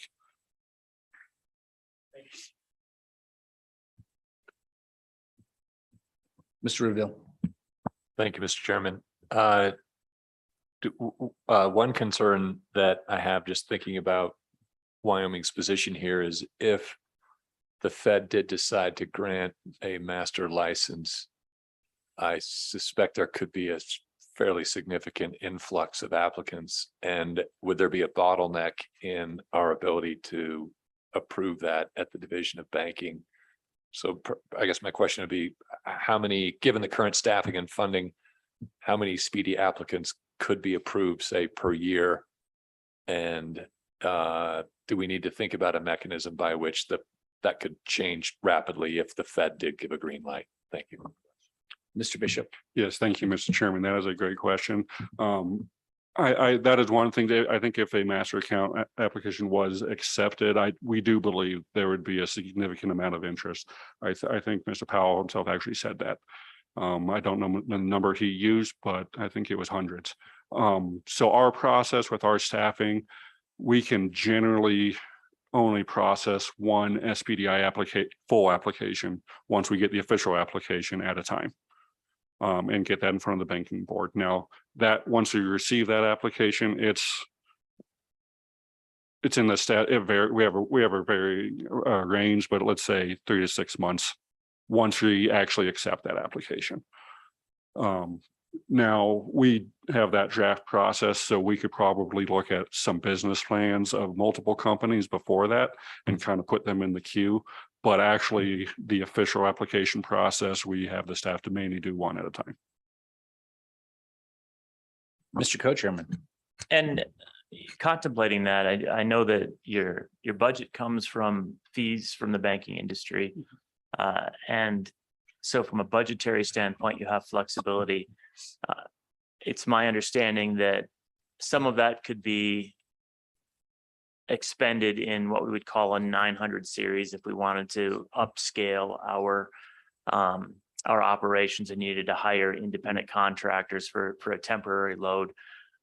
But realistically, if the circumstance took place where we had a large number of additional applicants, we would probably have to go through the appropriations process, get new staff hired.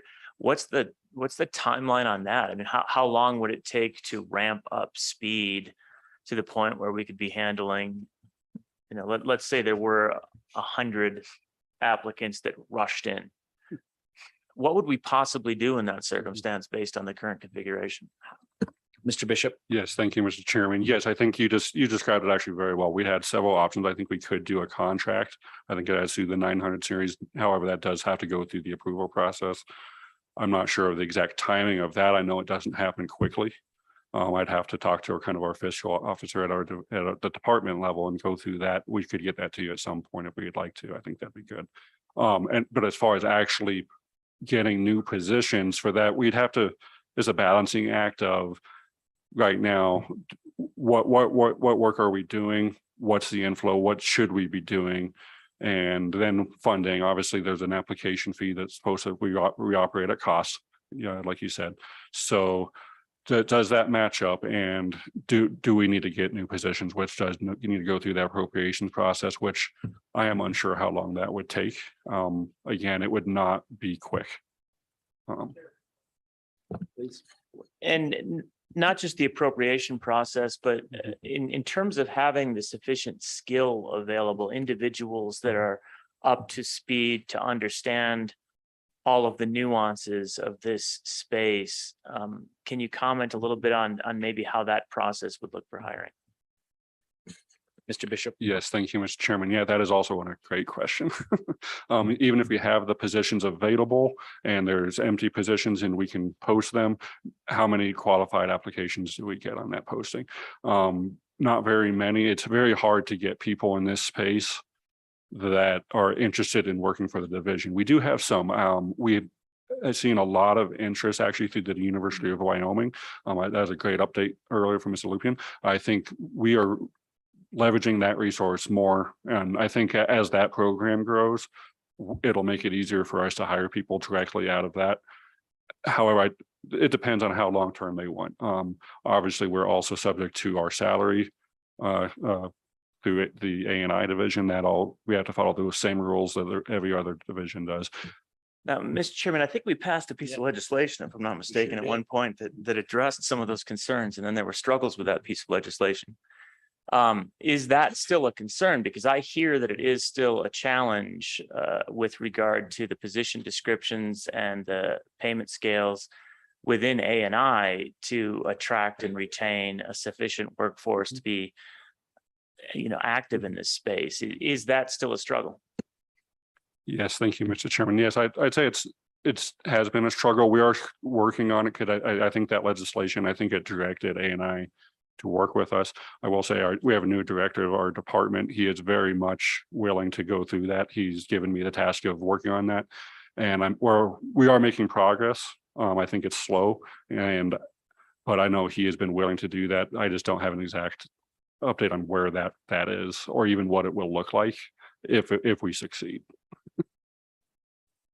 Yes. And while we're on this topic, I think it would be useful to do the exercise, and I'm not saying in detail where you spend lots of hours, but I ask for some analysis to think through the scale up if things do go the way that we would project they'll go once we finally have access to the Federal Reserve, so that we are not holding this back. I don't want Wyoming to be holding back the progress after all of the work that we've put forward when we finally get the doors open, for us to say, well, we don't have the capacity to handle these. So if we can work through that thought exercise, figure out what that might look like, how many students do you need from Mr. Lupian over there, and how do we get them over in internships training so that they're familiar with what needs to happen ahead of time.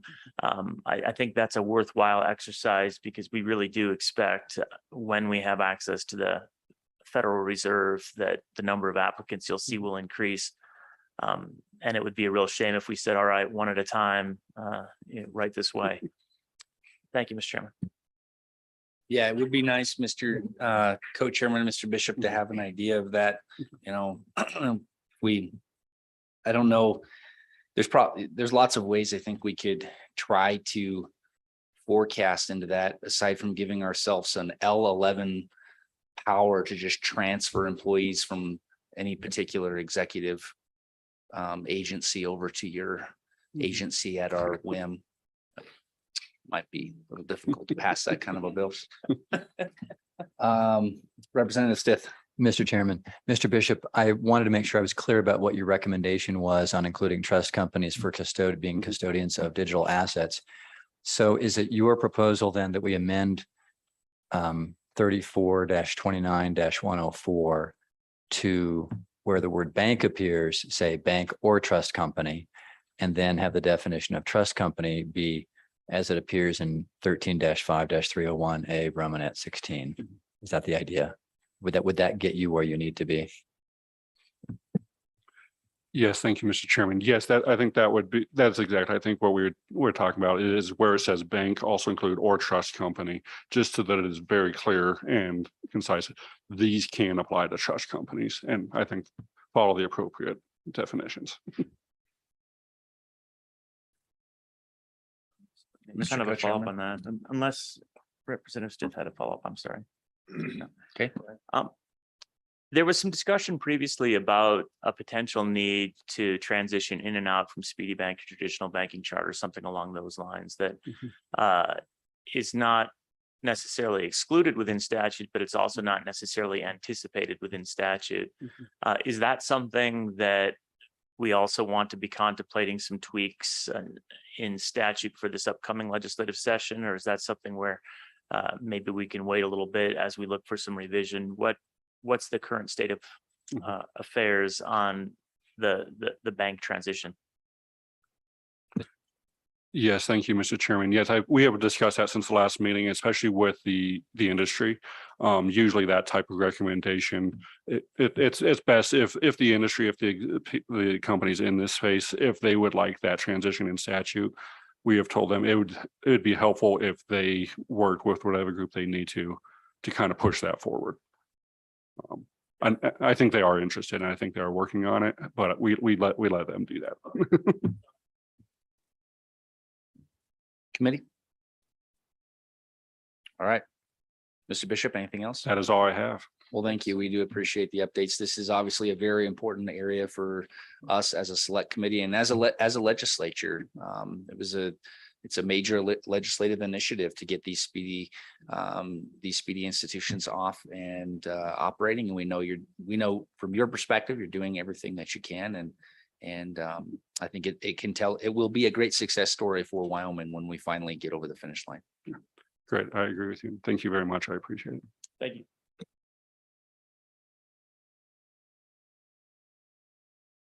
All right, Secretary of State's office, Deputy Miss Wheeler.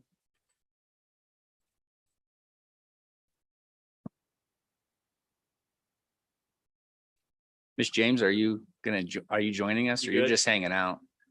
Happy to be Okay. She's my lifeline, Mr. Chairman. Welcome, Deputy. Thank you, Mr. Chairman, members of the committee. Karen Wheeler, Deputy Secretary of State. And Mr. Chairman, I would like to start my updates this morning with an update on the Secretary of State's office today. As you probably know, Secretary Buchanan resigned last Thursday to take a judgeship in Goshen County. And as of this morning, he is now the Honorable Judge Buchanan.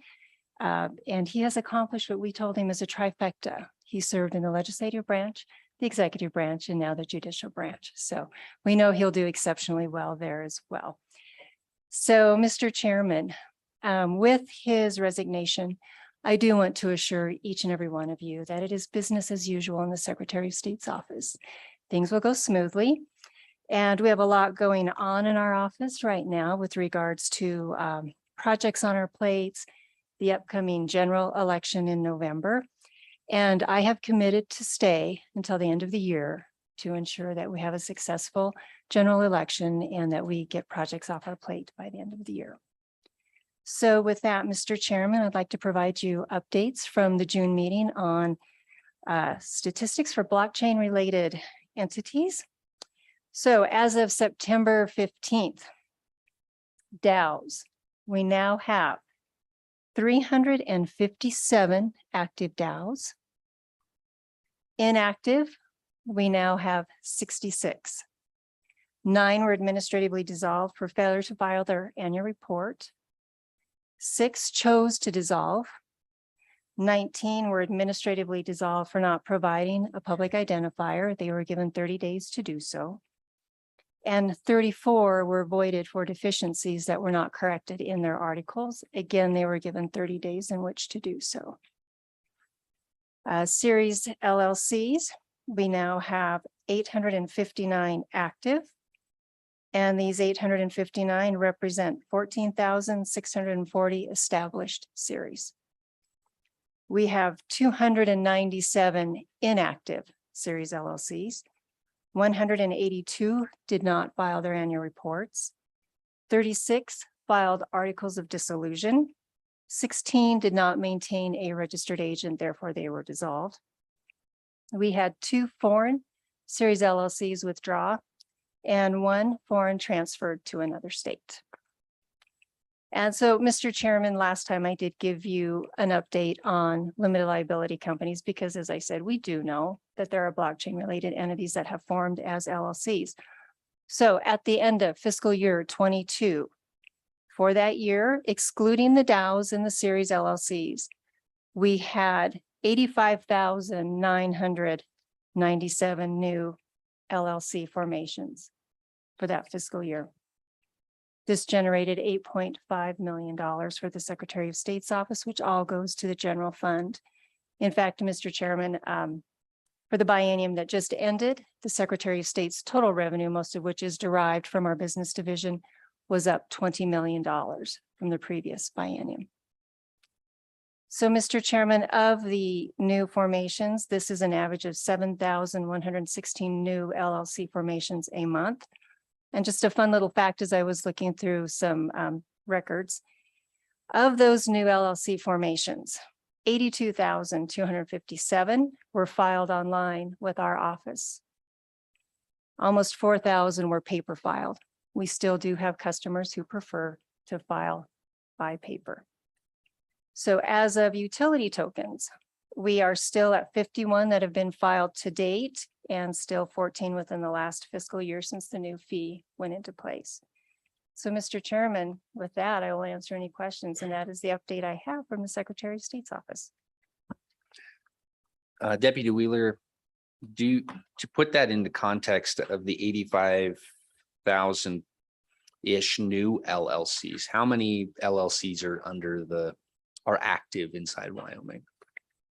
Great question, Mr. Chairman. Bear with me 1 minute. So total active LLCs in the Secretary of State's office, and that is foreign and domestic, we have 259,190 as of September 18th. So yesterday when I ran this. Mr. Co-Chairman. Deputy, so 86,000 new ones came online for the fiscal year. How many end up dropping off? What's sort of the differential? We're looking at the total of 259,000. How many, as we gain the 86,000, how many did we end up losing for various reasons? Mr. Chairman, it's sitting on my desk. I'm sorry, I will get that for you. But No one thing I can tell you is you have to keep in mind when some of those drop off.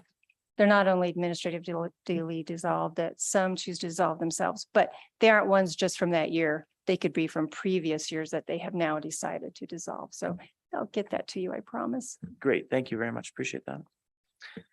And do you have a sense, Deputy? It seems like 86,000 is a lot higher than what I remember hearing in previous years. So that seems like that's grown nicely over the years. Is that accurate? Mr. Chairman, Mr. Co-Chairman, that's about a 19% increase. Mr. Reveal.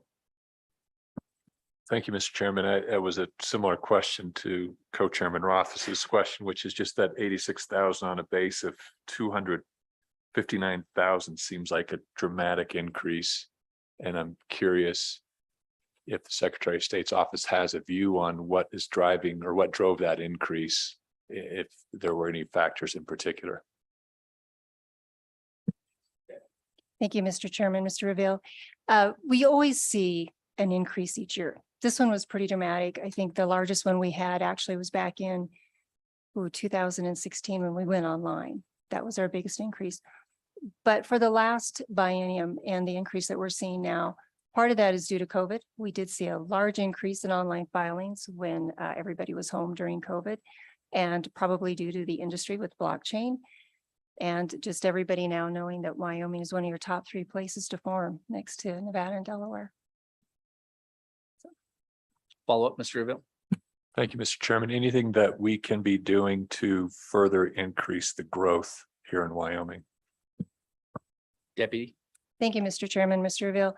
I would just say to continue doing, and I'm going to echo what has been said earlier with the legislation. And we were looking at also a project that would increase online filing capabilities in our office so that amendments and everything else could be processed online. That is a pretty big price tag. It was running about $5 million, but we generate $5 million in 60 days. So it would pay for itself, I do believe, but being able to have that ability, I think would help dramatically. Mr. Kaufman? Thank you, Mr. Chairman. Deputy Wheeler, and this may be an unfair question, but I'm just curious. People often forget about the securities aspect of the Secretary of State's office. Has there been a correlating increase in securities filings in Wyoming with the increase of these entities? I'm just curious. Thank you, Mr. Chairman, Mr. Kaufman. Now I'm going to my lifeline, Director James, who is the compliance director over the security side of the division. Welcome, Director. Mr. Chairman, if I may, while Ms. ahead. James is coming up, I have a related question to that. It seems to me, there's been more conversation lately than there has been the last few years about the financial technology sandbox. It seems to be coming up more and more. And I'm just curious, Deputy Wheeler, Ms. James, if you'd have any comments on other Secretary of States that are starting to offer reciprocity on that, and if you're seeing more requests about that. Good morning, Mr. Chairman. Thank you for the question. Kelly Janes, Wyoming Compliance Division Director, Wyoming Secretary of State's Office. To answer the question about the securities filings, I think we have seen an increase. We see the Regulation A filings come through. I'm trying to think Regulation D filings, talk all the jargon, but overall, I would say we've seen a small increase, not probably as significant as business division. As far as the FinTech sandbox, it is getting bigger. I know the conversation's getting bigger with other states. We are still seeing the same issue with as soon as that conversation comes to us, they find out that they have to be physically here in Wyoming. They don't want to do it, or there's another way they can do it. Thanks, Mr. Chairman. Committee, other questions on securities for Ms. James while she's here? No, I guess you can still hang out. I'll stay. Okay. What other questions for the deputy? All right. Well, we do appreciate you coming and updating us as always. You're a joy to have in the committee, and Deputy Wheeler, I want to personally thank you for your commitment to stay with the state until the end of the year through the general election. That is tremendous service to the state of Wyoming and much needed. So we dearly appreciate that. Thank you, Mr. Chairman. All right, Thank you. committee.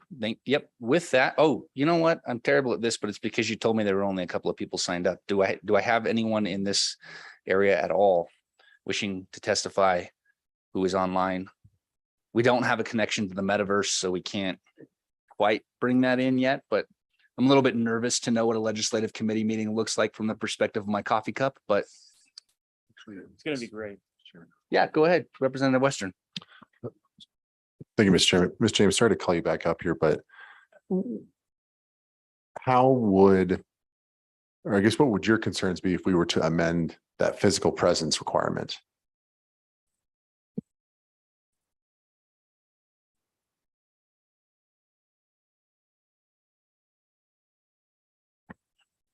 Mr. Chairman, Representative, I believe we did speak about that a little bit in June, that a lot of the bills are, the purpose is to get people in Wyoming. So I think to remove that, it would give us the filing fee. We have such a small population in Wyoming that I don't know that it would really be that significant for the applicant themselves. There's so many other states where they could use that. With the reciprocity, though, I do know Arizona, Utah, there's several of them that do have it. So I do think that there is potential. I guess that's really just a policy decision on your end. Mr. Chairman. Yeah, Mr. I Kaufman. might just throw out to the room. I mean, that was the purpose for my question. This is just my observation. There's a lot of talk right now about the fintech sandbox. And again, my observation is it's really close, but not quite, because a ton of people go down that road and then decide it doesn't quite do what we need it to do.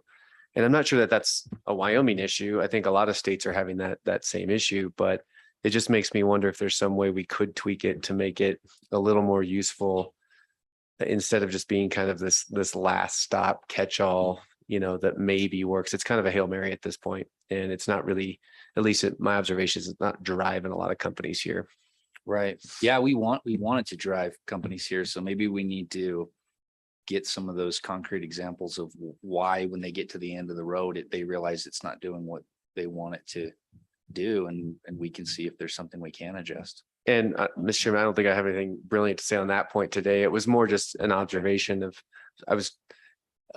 I'm wondering what other states are doing, and I don't have personal experience with respect to how other states are having success or not. And I do know that our act is quite similar to most other states' act, and that a number of them are starting to grant reciprocity, but I just don't know what the Secretary of State's seen in terms of those applications or reciprocity requests. Doesn't sound like there's many. And what we might do, it might warrant some further discussion and investigation on the committee's part. Ms. James. Mr. Chairman, yes, just to follow up, we've never actually received a single application. It's all starts with a meeting and a phone conversation, maybe a second meeting after that, but then at that point, they kind of find out that it's not for them. It's not what they're actually after at all. Or a lot of times, oh, we do have the capability to do this. You just have to go through the regular registration process, and then they don't want to do that. Right. My guess is the bulk of the deciphering whether it's for them or not is probably occurring in the private sector with their lawyers, and they're sorting through that before they get to you, and you're getting, maybe that's part of, I'm saying that because I think there's probably interest in it. It's just not filtering to your office in the form of an application right now. We need to figure out maybe why, if there is something we can do. Okay. Love our sandbox bills. Good memories. All right. Is there any comment in the room from the public on any of the topics that we've discussed so far this morning? No? All right. With that, we will go ahead and take a break. Note we are 2 minutes ahead of schedule. Oh, it's duly noted. So we'll take what do we have? A 15-minute break? We'll take a 15-minute break and we'll be back at 10:43. I won't. Senator Cost, 10:43. I'll be back at 45.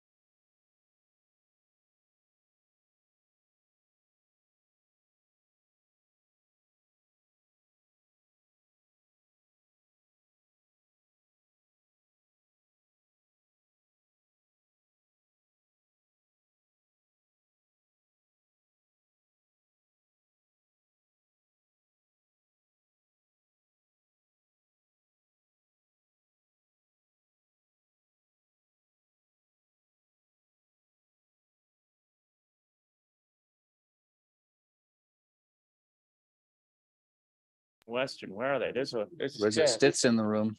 Stith is in the house. Where's Western?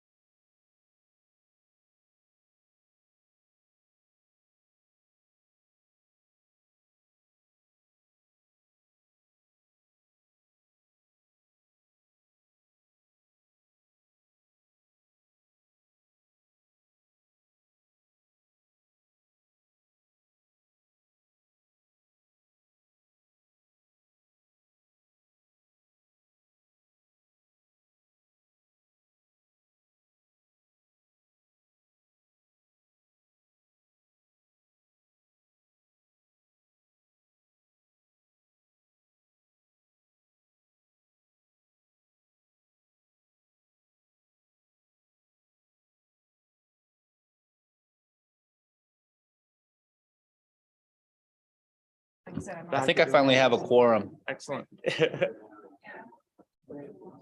Are we live? Oh, thank you for that heads up. Okay, we are back and we are live and we are ready to go.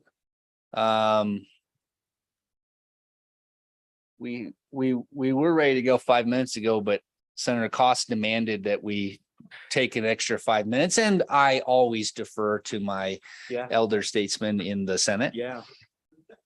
You do. Okay. We are now moving to our next topic of workforce development. We have the University of Wyoming. We're going to hear from our center from blockchain. We'll also hear from our College of Law, Department of Computer Science. Mr. Smith, when are Get them all up. do you want to come up as well? Yep. Just everyone who Professor, Mr. Lupian, anyone else from the University of Wyoming? This is it. Okay. All right.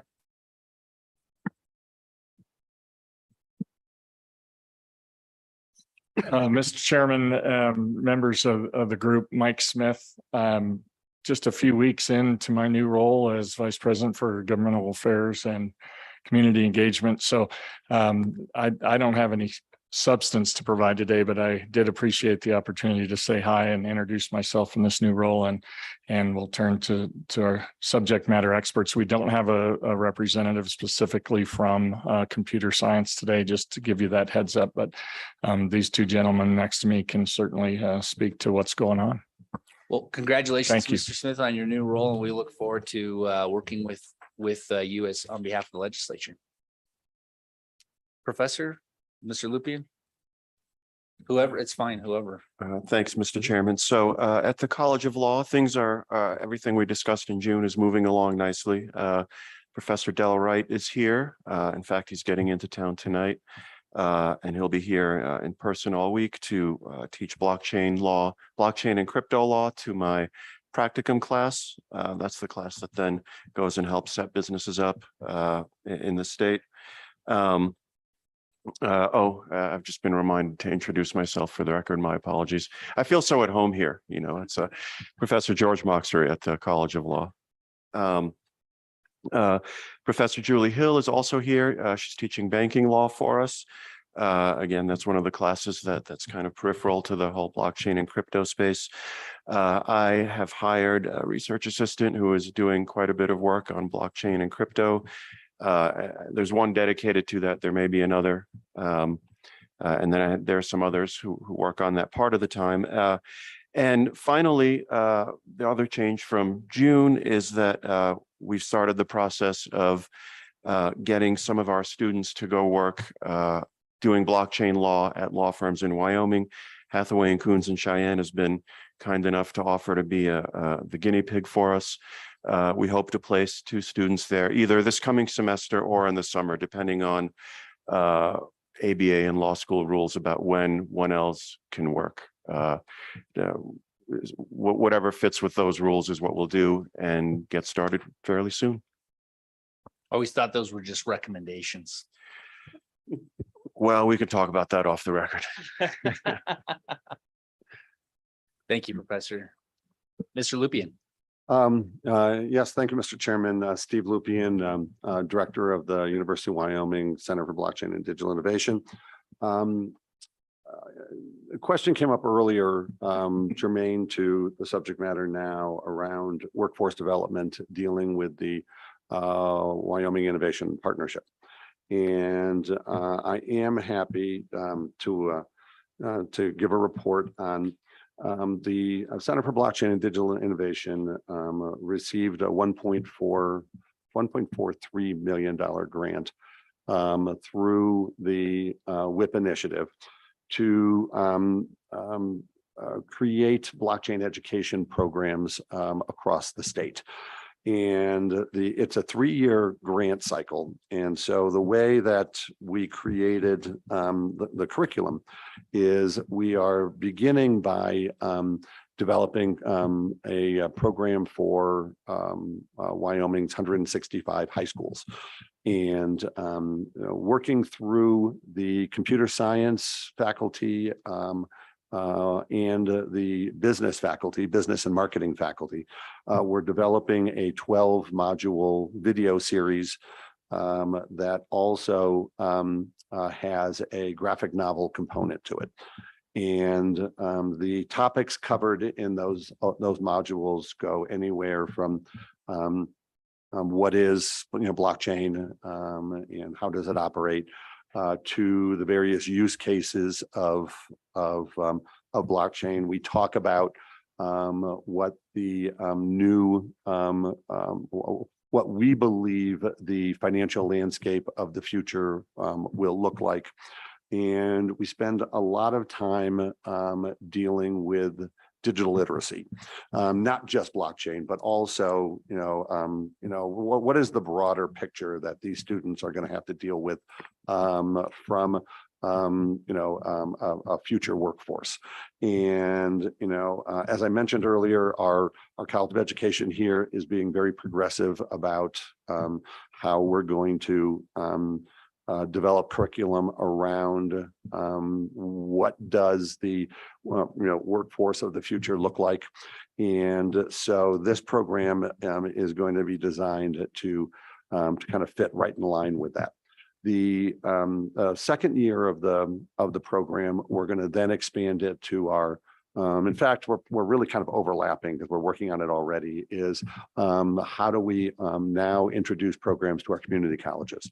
And I think, I'm certainly preaching to the choir when I talk about how robust the community college, system is here in Wyoming. And quite frankly, I think a lot of blockchain education, would do well in the community college environment. So the challenge there is each of our community colleges has slightly different needs and directions. So we are being very careful to make sure that we don't design a one-size-fits-all program for community colleges and then push it on down from on high and say, here's what you're going to do. We're actually working very closely hand in glove with the community colleges to develop curriculum that fits, the individual needs of that institution. And then the last component, by the way, the textbook that I had mentioned earlier is a component of that second phase. And then the third phase of the WIP initiative is going to be kind of a general, business and continuing education program for those folks that aren't in either the University of Wyoming, our high schools, or our community colleges, but that are interested in learning about this space as Wyoming continues to maintain the lead. So I think we're I hope we're looking at the program the right way, which is start them younger and then bring, shepherd them through all the way till they're, adults and learning in that environment. And so the WIP initiative, certainly makes that possible. We are also working very closely with the Wyoming Business Council. Wendy Lopez is here, and I believe she's going to testify a little bit later. She's a remarkable resource to the state of Wyoming, and particularly around bringing blockchain companies here. We work very closely together in that regard. And again, I think that's important because, if the University of Wyoming and the community college system creates the best trained workforce in the country, but we don't have economic development that goes along with it, then those students are going to simply leave the state. And so we really do need to work together to grow the educational programs alongside the business development. And quite frankly, if the businesses come here and we don't have a robust training program, then the businesses won't be successful. So we really have to kind of time the two of those together. And so far we've been able to do that. And quite frankly, the Wyoming workforce development folks have also been pretty instrumental in working with us in helping us identify what educational needs are needed. And so we're obviously reacting to that. Probably the last component I wanted to talk about is we also have a pretty strong advisory board at the university, particularly around blockchain. And it was important to me that we have a strong advisory board because they're really the tip of the spear. These are businesses, these are associations, and government entities. And, I want to make sure, or we want to make sure, that we're graduating the types of students that people then want to hire. It doesn't make sense for us to say, well, this is what we think the industry wants, and then, not be reactive to that. So by including, all the stakeholders in helping us prioritize our programs, the advisory board advises on which projects make the most sense for us to work on, advises us on what to include in our curriculum. And I think that's an important partnership, because again, if we're going to have the best trained blockchain graduates, I want to make sure that they're also the most employable blockchain graduates in the country. So that's all I had, and certainly any questions you have for any of us, we would welcome. Mr. Lupian, what are some of the projects that you might pursue under the WIP grant? What are the next phases to figuring out? You mentioned the project shouldn't be, I guess, or the idea is driven from your board, but from industry. How are you involving industry to kind of figure out across the state what we can do through that grant? Thank you, Mr. Chairman. I guess the projects I'm working on campus are not tied to the WIP initiative. The WIP initiative right now is the educational program that we're working on. However, to answer your question, because I think it's a very important one, is the advisory board meets quarterly. In fact, we'll be meeting on Wednesday morning. And there are subcommittees as well too that focus on understanding exactly what the projects are. I view advisory boards as having a couple of key roles. One of them is, of course, it is a direct connection between the university and folks that are actually working in the space. And I think, that's certainly important. They are also a great source of understanding where the technology is going next, because, capitalism wins every time it's tried. And, the innovation that's happening in this space is pretty dramatic. And, educational institutions, sometimes lag on that. And by having direct relationships with businesses that are developing these technologies, I think it helps close that gap a little bit. But also, businesses, have a pretty good sense of what's possible or what's not possible. And also in a very practical approach on how projects can move forward. So by working on some of those projects I identified this morning, and again, as I mentioned, there's about 15 or 18 blockchain projects that we are working on, and we can only do so many. I mean, we are trying to develop our staff and develop our capabilities, but so prioritization is also going to be important because we want to make sure we're working on things that are realistic and will have impact. So the advisory board is pretty key in helping us, stay on the right path in that regard. I hope that will answer your question, Mr. Chairman. Senator Cost. Thank you, Mr. Chairman. I have an interest in the educational side of it, so I'm going to ask you a couple questions. First of all, in the progression, I'm assuming that the K-12 is 9-12, and is it really more for juniors and seniors or just seniors? Is there an opportunity for that to be a college credit, or is that just simply a high school credit? I'm not opposed to either. I'm just asking. And then what would be the progression to the next step so those kids move forward? As you, I know you're in the developing stages, so if you can't answer it, feel free to say we're not there yet. Through the chair, thank you, Senator, for that's a really important question. Initially, because we are going to be offering this program through the marketing and the computer science curriculum, it's generally going to be 11th, 12th grade to begin with. We are going to take a strong focus, but not a terribly overt one, about also making sure that girls in high school understand the opportunities that exist in STEM. And because I do think that that is a challenge that a lot of places have.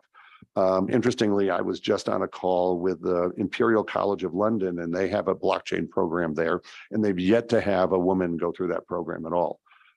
We, of the 65 students I have in my current fundamentals class, about 20% are women, which is pretty amazing for blockchain and something I'm particularly proud of. So we want to continue that in high school as well too. The modules as they stand right now, Senator, are, they're designed to stand alone, any of the 12 modules, and to be introduced into the high school curriculum as the faculty member sees fit.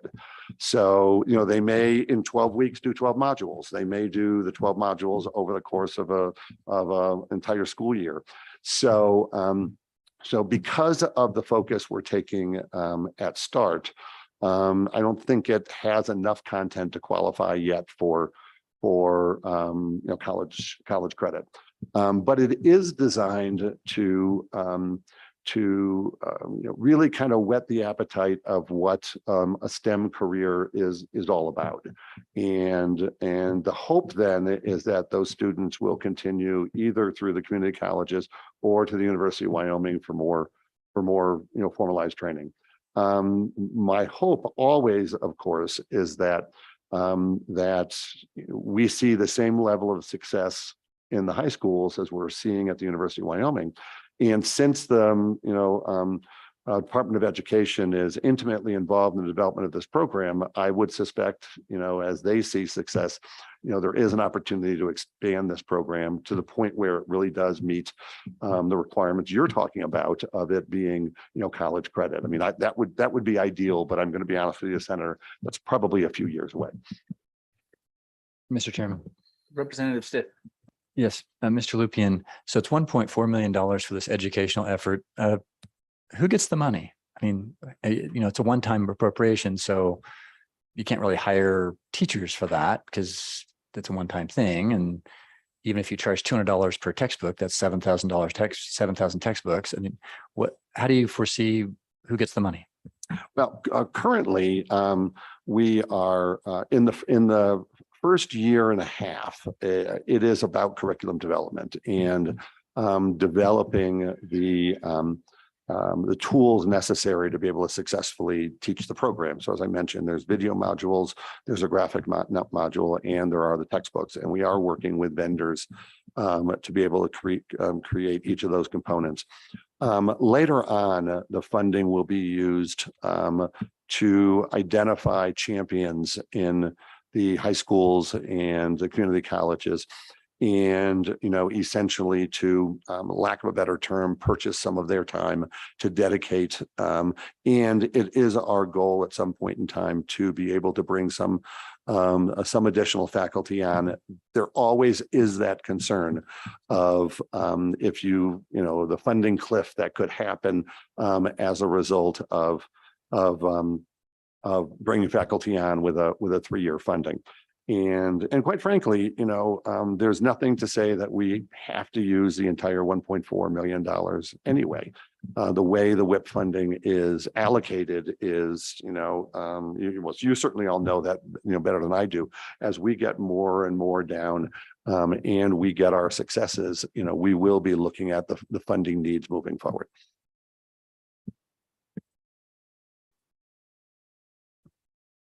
And a new Lambo for the University of Wyoming. As long as it has a steamboat on it, I think that'll be okay. We need one. Okay. Mr. Chairman, how could it not? Committee, other questions? Mr. Chairman. Yeah, Mr. Co-Chairman. Thank you, Mr. Chairman. So going back a little bit and talking a little bit about law school, some of the priorities that we have in workforce development that you're aware of are making sure that we've got sufficient support with attorneys throughout the state. And we've also heard discussion about, you know, CPAs, accounting, the capacity to take on the financial side, and then coding. So if you could address maybe each of those three in turn about what we expect and how we're scaling up our capacity in those spaces with regard to blockchain and digital assets, that would be helpful. And Yeah, Mr. Chairman. So at the law school where it's primarily me doing it and you know, trying to bring in folks like Professor Wright and Professor Hill and making sure that the classes that fit around blockchain are offered at the law school. And we're actually building that up quite nicely. I believe securities regulation is offered in the spring. This year, I spoke about all the work we're doing on blockchain and in the state to the 1Ls, the incoming class of 1Ls. And I've had several of them approach me about wanting to work in the space and get involved in the space and so on. And so from among those, some are going to get funneled to Hathaway and Coons and get into other places. And they're all on my radar. And I'm working with them and helping them. So sort of a mentoring, a semi-formal, I would call it, mentoring program to get our students who are interested in blockchain focused more on the space and into the space, and to serve as a resource for them to speak to me, and then I can point them in other directions on where to go. My hope is that over the next couple of years, we'll also do some work with the business school and expand there. There's a JD MBA program, and I have a JD MBA, but I got them separately, unfortunately, not the most efficient way to do it. And so I can speak to the value of that degree combination. And as you said, Mr. Chairman, in this space, those two fields, along with computing, are especially important. And I did systems integration work as well, so I've kind of got it all in a sense. I have an engineering degree. So it makes sense that I'm the person to do it. I'm going to get my dental degree next year, and then we'll think about it. Can you change my oil too? Yeah. Okay.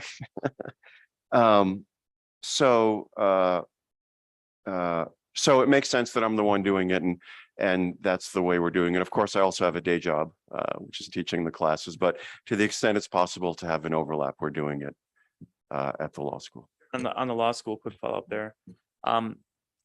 What about, has there been any discussion about some sort of a clinic style feature or activity within the law school? Obviously, we have a robust clinic program in our law school, and I don't know whether there is sufficient workload or enough of a program to be doing something like that. I'm just curious if that's something that's been discussed. Professor, that was going to be my question. Last weekend, we did the groundbreaking on the Alan K. Simpson clinic.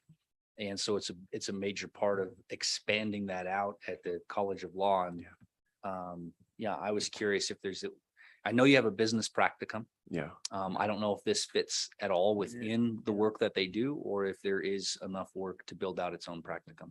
Yeah. So, Mr. Chairman, that's you've hit it. The practicum is where that's happening now, which I think at this point makes sense, because if there are small blockchain firms that were allowed to serve, and under the Supreme Court's Rule 9, we're limited in exactly who we can serve, their income requirements, and most of our work doesn't fall under the income requirements of Rule 9, but under the language is something like is unlikely to get an attorney or have get a lawyer to do the blockchain work. So we're limited in who we can represent, but within those limits, we're the most logical place right now at the law school to do it. It's not true that we're the only transactional clinic, but we're the experiential class that focuses on transactional business law work. So it makes sense for it to be there. I'm going to estimate about 10%, 15 is probably high, but about 10% of our clients are blockchain companies, or have been over the years. And it's in the practicum that Professor Wright comes to speak to us for 4.5 weeks this year about blockchain law. And actually his approach is much like mine. He talks a lot about the technology first, because you have to have some basic understanding of what's happening on the technical side of things, speaks a little about the business side, and then the rest of it is law. So that's where it is now. Whether, when, I don't know how long it'll take for the state to have enough blockchain-based small businesses to fit within the rules of who we can represent to create an entirely separate practicum. But my eyes are certainly open to look for that.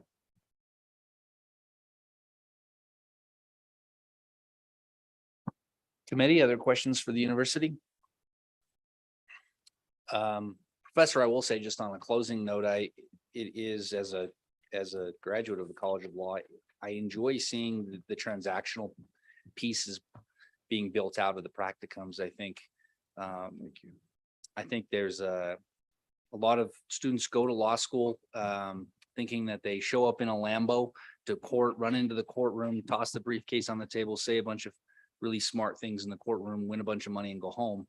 And that's romanticized to us by Hollywood. And, you know, what law school really, what the practice of law really looks like is really different. And so seeing those practicums helping students develop, you know, in the business practicum as an example, some real meat skills on what it means to be a lawyer. I think that just kind of, and I'm not downplaying or saying you shouldn't be a litigator. I'm just saying it's nice to have the other side presented in law school as well. Thank you. Mr. Kaufman.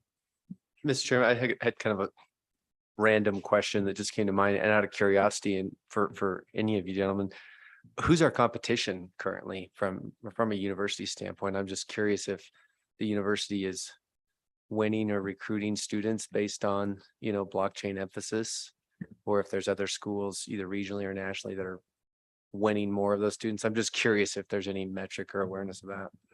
Mr. Chairman, through the chair, it's always hard to tell that, Mr. Kaufman. I will tell you from working with the academic advisors in the Green Johnson Center, you know, blockchain is increasingly becoming a topic that students are interested in learning about. So did they come to us because of blockchain, or are they, once they hear, they find it's fascinating? I think it's hard to tell.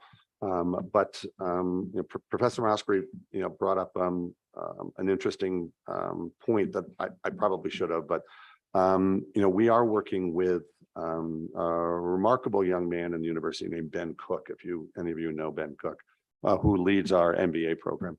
And so we're looking at how we can do an MBA component or a blockchain component in the MBA, but also, as Professor Osprey mentioned, rolling out a JD MBA kind of in the future. I mean, we do have, you know, unique sets of laws around, you know, blockchain, and as most of you who are attorneys and practicing in this space, you kind of had to learn that all on your own. And so anything that we can do to help create that workforce, I think will be beneficial. Something else that's probably going to drive a lot as well too is, you know, should we move forward with the Smart Contracts Institute? That or it won't even be an institute, it'll be more of a center, you know, working with the blockchain center as we believe right now.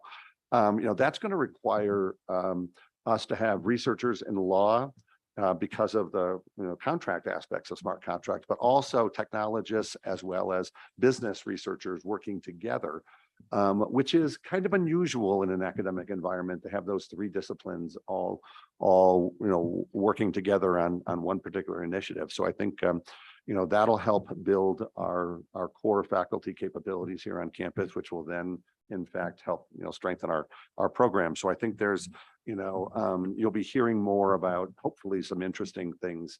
And the last you know, question I had heard was around accounting and finance as well too.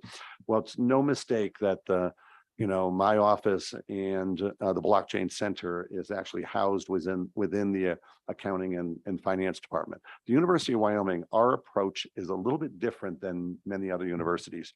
Yes, we do teach this in our you know, School of Engineering, and we do teach coding. But the University of Wyoming has taken a very unique approach to say, you know, the coding isn't the difficult part. You know, the really hard part is how do you deploy this? How do you use this? You know, and you know, that's really the key aspect of this technology. So I think we have a unique program that's different than most other universities, and I hope that drives you know, students to it for that very reason. Mr. Chairman, I would say that on the question of, you know, our competition, and I agree with my esteemed colleague, it's difficult to tell exactly, but I will say we are on the students' radar. We did have a transfer student from a, you know, supposedly better law school transfer to us because of the blockchain work because of the blockchain activity more broadly that's going on in the state and at the university. And several of the 1Ls I've already spoken to, I don't know how much of their decision was driven by that same blockchain work, but it was again, it was part of it, and it was on their radar, and that was one of the factors that motivated them to come to the College of Law. excuse me, here at the university. Fantastic. All right. Thank you, University, for the update.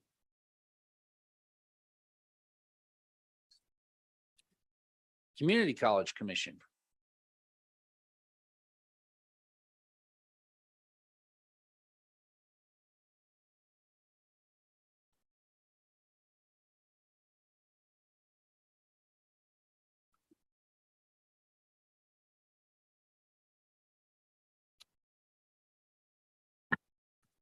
Welcome. Thank you. Thank you. Mr. Chairman, I would just ask, maybe we could do some quick introductions and then I think we have some interesting information to follow up on the university's presentation just a few minutes ago. I'm Dr. Ben Moritz. I'm Deputy Director of the Community College Commission. And with me is Ms. Paris Edburn, our Chief Technology Officer. So just jumping right in, Mr. Lupian had mentioned a lot of the work that he's done on creating that curriculum and the textbook and the graphic novel approach through the WIP partnership, the Wyoming Innovation Partnership. And the Community College Commission and the community colleges are also very closely involved in all that. Ms. Astrid, Dr. Astrid Northrup from Northwest College is a computer science faculty there, and she is a co-chair with Mr. Lupian for the project on blockchain. And so she has been very involved in communicating with the community colleges as to what's going on with the development of the curriculum, and then also keeping an eye out for opportunities for integration of that curriculum into various community college programs and courses. And one thing that Mr. Lupian touched on, and I think is worth revisiting, and again, is that blockchain is a skill. Understanding blockchain and knowing how it can be used in different settings is really a skill or a competency. Much like writing or math or some of these different areas. And so the community colleges don't have any standalone blockchain programs at this point. But moving forward, the most likely integration with the work that Mr. Lupian has done is adding on that information, that knowledge base, that training into existing courses, such as marketing or business or computer science or these different courses.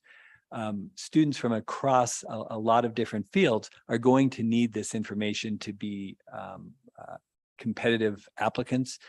They're also going to need this information to be able to utilize it in their own area, start new businesses, utilize the entrepreneurial aspects that are part of blockchain and fintech and some of those other areas.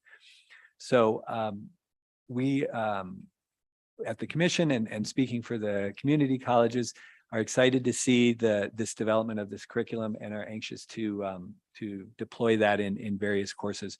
I know conversations are taking place. I don't have any definite courses listed yet, but I think probably by the spring semester we'll start to see some courses that utilize some of that. And then another piece was discussion of the K-12, particularly probably junior and senior year courses that may involve some of this curriculum. And maybe that's going to be a dual and concurrent enrollment type of relationship. The colleges are always very interested to stay up on that and offer the vast majority of dual and concurrent enrollment courses across the state. So I think we'll see that developing as well. And then just one other aspect with this is, I want to point out that the colleges are really, their mission is focused on workforce development. And so they're in constant contact with industry. They have industry advisory groups. And we also partner closely with UW when that is useful as well, which is frankly most of the time. So it's nice to have such a great content expert such as Mr. Lupian to work with us and help us, pull in some of this information and pedagogy so that we can involve that. I should also mention that for the interest of this group, which is the Committee on Blockchain, Financial Technology and Digital Innovation. There are other areas that the colleges are also have been very responsive to as far as working with local industry, as far as the digital innovation side of things. And I believe Ms. Eddyburn has a couple of examples of some of those programs that you might find interesting. Committee, thanks. Paris Eddyburn, Wyoming Community College Commission. So I want to explain to you some of the digital innovation things that the community colleges are working on. For example, Eastern Wyoming College has a precision agriculture program. So they're taking all of the digital knowledge and creating jobs that include everything from crop scouting to fertilizing to chemical application and applying that in that realm as well. In addition to that, we have Sheridan College, who is creating a software development program. We are working with the University of Wyoming as part of this. And it's part of the Wyoming Innovation Partnership. And eventually these will transfer to UW. And in addition to that, we are working with the governor's office, the UW, and the colleges on a student wallet idea. You know, many other states are doing that right now. So we are actually talking about doing that as well. And we'll be working on seeing if that's right for us as well. I'll turn it back over to Dr. Moritz. Thank you. And you know, we've kind of laid out a lot of things in general. I don't want to go into too much more detail.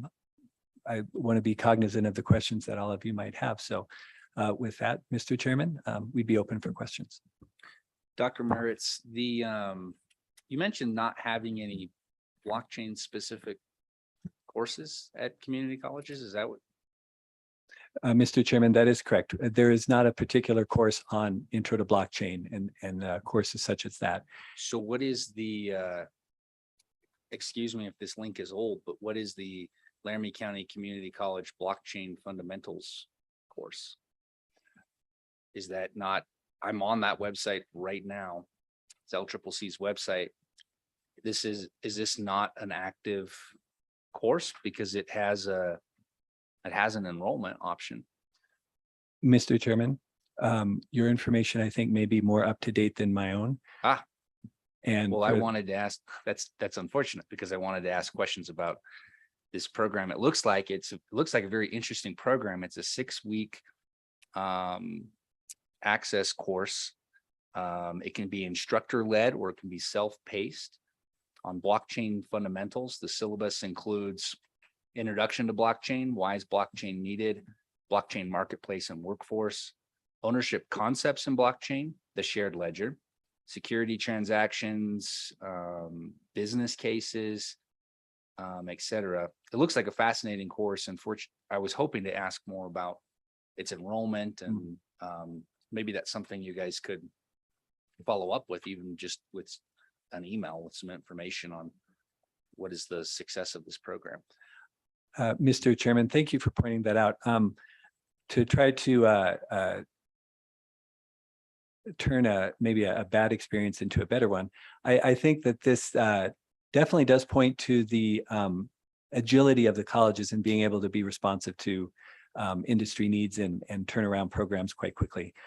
We had done some surveys on this a while ago and hadn't updated it immediately before this meeting. And so I think that's a great example, and we'd be happy to look into that as far as enrollments, numbers, timelines, and if there are any outcomes to track at this point and report back to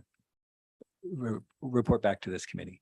Okay, yeah, that'd be great. I really haven't heard that much about it. I looked it up when I knew you were coming up because I remember it feels like it was a year or maybe even 2 years ago that I saw it in a pamphlet from my local community college. So, and I had not heard anything about it. You think the chairman of the blockchain committee, would that be on his radar? But it wasn't. So I've always been really curious. I'd love to love to hear about its progress.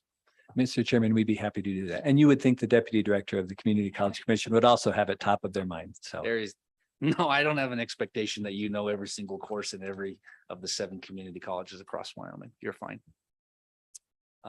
Committee, other questions for, yeah, Senator Cost. Thank you, Mr. Chairman. Kind of a question, kind of statement, but more of a question. You talked about blockchain as being varied for different companies for different needs and all of that. And so I'm assuming, and that's where I need your clarification, that blockchain in general for an introduction is going to be that ground-based floor that introduces them to the broad spectrum of it. And then as they work towards industry, then they're prepared to go into that industry to learn the specifics for that. Does that sound reasonable or is that wrong? Mr. Chairman, Senator Cost, I think that does sound reasonable. When I was talking about having this as really a basic skill, I think that it's important that it be integrated across the curriculum. Increasingly, not only in K-12, but in the colleges and at the university, writing across the curriculum is a best practice where you're looking at becoming a better writer within content areas. So you're becoming a better writer in history, you're becoming a better writer in philosophy, et cetera. And the quantitative areas like, you know, math, trigonometry, those types of areas, that is also being tried to move across the curriculum so that students not only learn the basic skills, but they learn how it applies in specific areas. I think it's very similar with blockchain. However, again, to refer to Mr. Lupian's testimony, understanding the basic concepts of what it is a very important piece before you can start thinking about how it applies to different areas. So a curriculum that would have perhaps an introductory course in the basics of blockchain, after which you may find different disciplines specialize and talk about applications, I think is very probable as far as that rollout.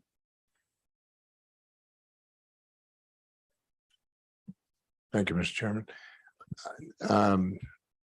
When we say across the curriculum, that becomes a broad spectrum. And of course, the teaching would have to totally change to be able to put blockchain or any type of coding in across the curriculum, because right now everybody's in their own field so much that it's pretty difficult to get out of it. I think that becoming an active participant would open the door for a reason for doing that, you know, instead of a passive listening and just being part of something. Do you see it becoming essential, really, like you said, across the curriculum, or do you see it becoming more in the computer science era and then others realizing that it's part of it? I'm just struggling to see where it best fits in education that way. Mr. Chairman, Senator Cost, that's a really fascinating question. I mean, in the long term, I think if you look back to computer science, in K-12, for example, now we have these computer science competencies. We expect all of our students to be competent in this important technology. 20, 30, 40 years ago, students took individual courses because they were interested in computer science. And now it really is across the curriculum. But I think an important analogy might be when an English teacher says, okay, now we're going to learn how to use a word processing, you know, like WordPerfect. I'm dating myself, Microsoft Word, or something like that. They don't know how the coding works. They don't know any of that technical piece. 20 and 30 years ago, whoever was teaching those courses probably did need that information. So I think we're going to see an evolution, and I don't know how fast that will take place. But to begin with, that coding piece, the highly technical information that is probably going to be required to teach those courses. I believe that down the road, in a philosophy class, a law class, a agriculture class, will be implementing concepts of blockchain, but probably at a level removed enough from the coding and the computer science area that they wouldn't need that same level.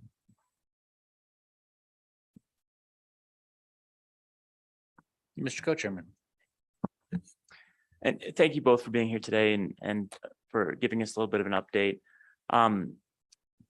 One thing that we're obviously interested in is trying to get to the point where we have some courses that are specific to this technology space. I mean, coding, not just coding, but coding in blockchain space, maybe working with Solidity, the kinds of things that enable our students to go directly into the workforce and not have to necessarily fully retrain. They have a core skill set, but they're then familiar with the platforms that they're working with.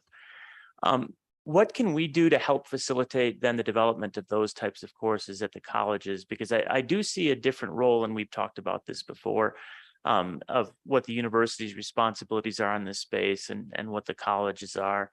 And we are hearing from industry of specific needs and interests for workforce development.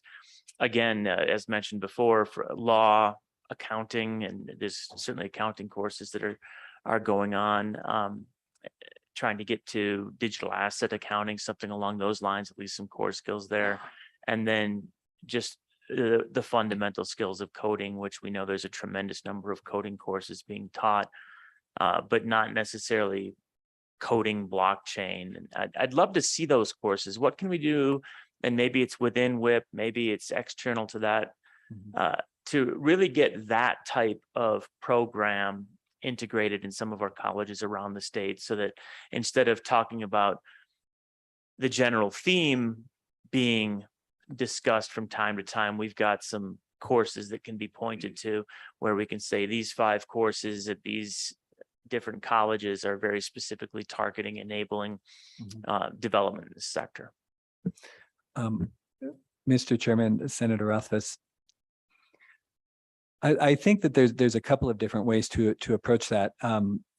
The integration of some of the curriculum that Mr. Lupian provided within existing courses is a step towards that. But I hear what you're saying about having not only standalone courses, but perhaps short-term certificates and things like that being offered in those areas as well. One of the challenges the colleges always face, particularly in IT, health, engineering, those types of areas, are attracting faculty members because of the differentiation between the professional pay scale, and UW faces that as well. So essentially, we need to be able to find the faculty that have that training, or provide additional training for the faculty that we currently have. I think that the partnering with UW would be helpful with that. The colleges do not have a lot of extra funding for professional development opportunities to go back and get those extra training. So that could be one way to address it. I think another piece could be a consortial model, where perhaps a certificate could be offered by LCCC, which has this intriguing program that the chairman pointed out. Brief interruption there. It looks like it's just on the Ed2Go as an online short course. Not credit bearing, doesn't have a course number, so that's probably why it hasn't met the radar before. That was what my digging turned up. And this is why I'm not allowed to register for courses at my community college. Mr. Chairman and Senator Rothfuss, that is good to know. It makes me feel a little bit better. Thank you. The non-credit side of things does not run through the commission, so we don't have as much visibility there. But a consortial-based program could be very useful. And what I'm describing there would be multiple colleges working together, utilizing perhaps one institution's faculty expertise to offer a course that could then be co-enrolled across multiple institutions. Actually, there is another WIP initiative that Ms. Ediburn is co-lead on to use some of those WIP funds to develop a course sharing platform to make that process a lot easier across the state. So that could definitely be a way forward with that, to kind of hurdle some of those HR and hiring issues.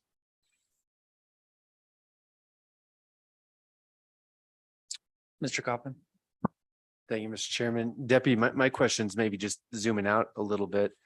I know in past presentations, I've heard Dr. Caldwell speak a little bit about the entrepreneurship kind of initiative of the community colleges. And I just think that's really important, obviously, to the larger kind of Wyoming ecosystem, even more broadly than blockchain. I'm just curious if you could maybe shed some light on that initiative and what community colleges are doing in that light. Thanks. Yes, thank you. And Mr. Chairman,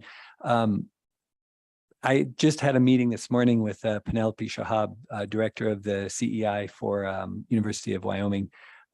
She's also very involved with the Wyoming Innovation Partnership, which has provided some funding for the CEI, the Center for Entrepreneurship and Innovation.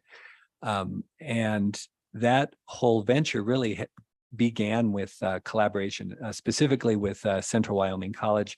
They had been doing a lot with entrepreneurship at their Jackson campus, the Silicon Couloir, and they had developed some curriculum and shared that with the precursor of the CEI, and I think that it's really planted some seeds for more and more collaboration, because not every college or even the university can do everything all by itself. We need to find where the strengths are, collaborate, work collectively, and find opportunities to then share this information across the state. I think the community colleges obviously are very well positioned geographically to distribute some of this information. They also have very strong faculty members, many of whom are entrepreneurial and are entrepreneurs themselves. So I think that taking that momentum, that snowball that's already starting to kind of roll down the hill, and ensuring that blockchain and fintech is a key piece of that is going to be very important. The Secretary of State's office earlier had talked about all of the new filings that are happening across the state. I think that we are at a unique position where this is a fledgling industry, and Wyoming has established itself as a wonderful sandbox for this.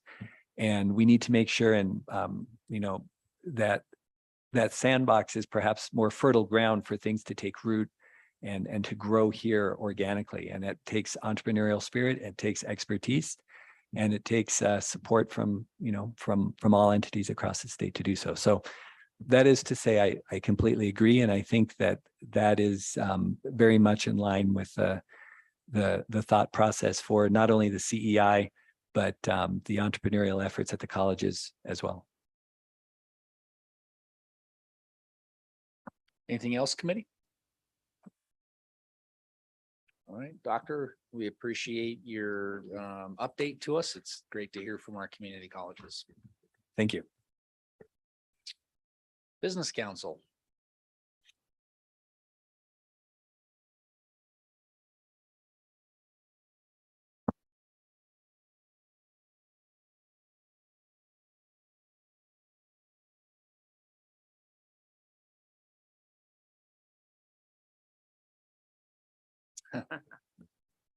Morning, Mr. Chairman and committee. How are you?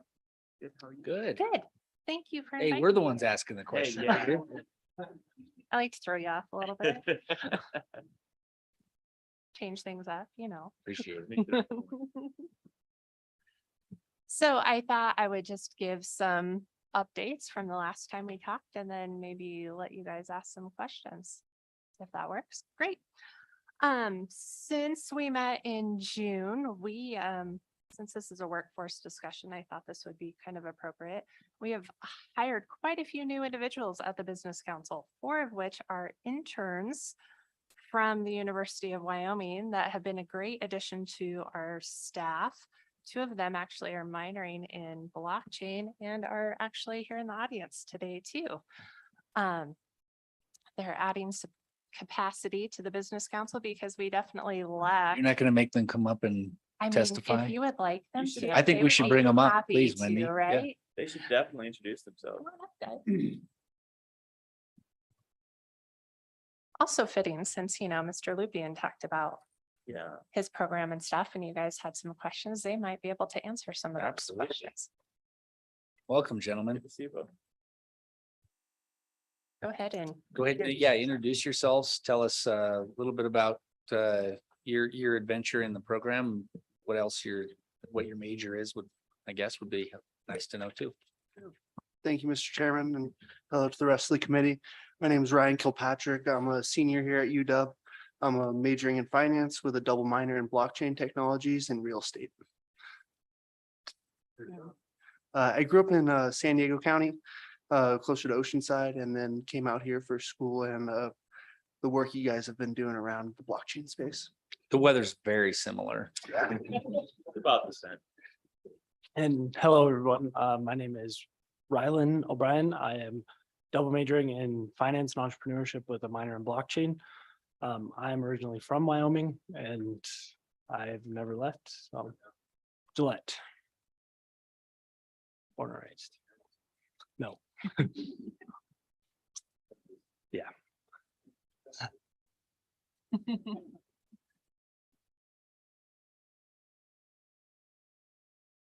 Mr. Reveal. Thank you, Mr. Chairman. I'm curious what the students are hoping to do with this in the future, career aspirations. Great question. Either one or both. I Not at the same time. Okay. Go ahead. I originally had a strong interest in finance and portfolio management and wasn't really focused on blockchain at all. And as Steve has mentioned throughout the day, that there's been a significant interest. I fit that description, and I more so through this opportunity have seen a lot of applications with blockchain across the board, from crypto mining to business applications that are blowing the world by surprise. But I would like to focus on portfolio management as of right now, and I just haven't quite seen a fit where I can fit blockchain into my career goals, but that's where I'm headed. I have similar aspirations. I've been in the space since 2013, 2014, and was looking more towards like digital asset management and managing like that side of like digital asset portfolios and that kind of thing. As of recently, I've been more passionate about real estate. I really like some of the stuff that Teton County and Carbon County is doing surrounding putting land management and deeds and title searches and that kind of stuff on the blockchain. So that's something that I've recently been mostly interested in. Good. Are either of you involved in the blockchain club on campus?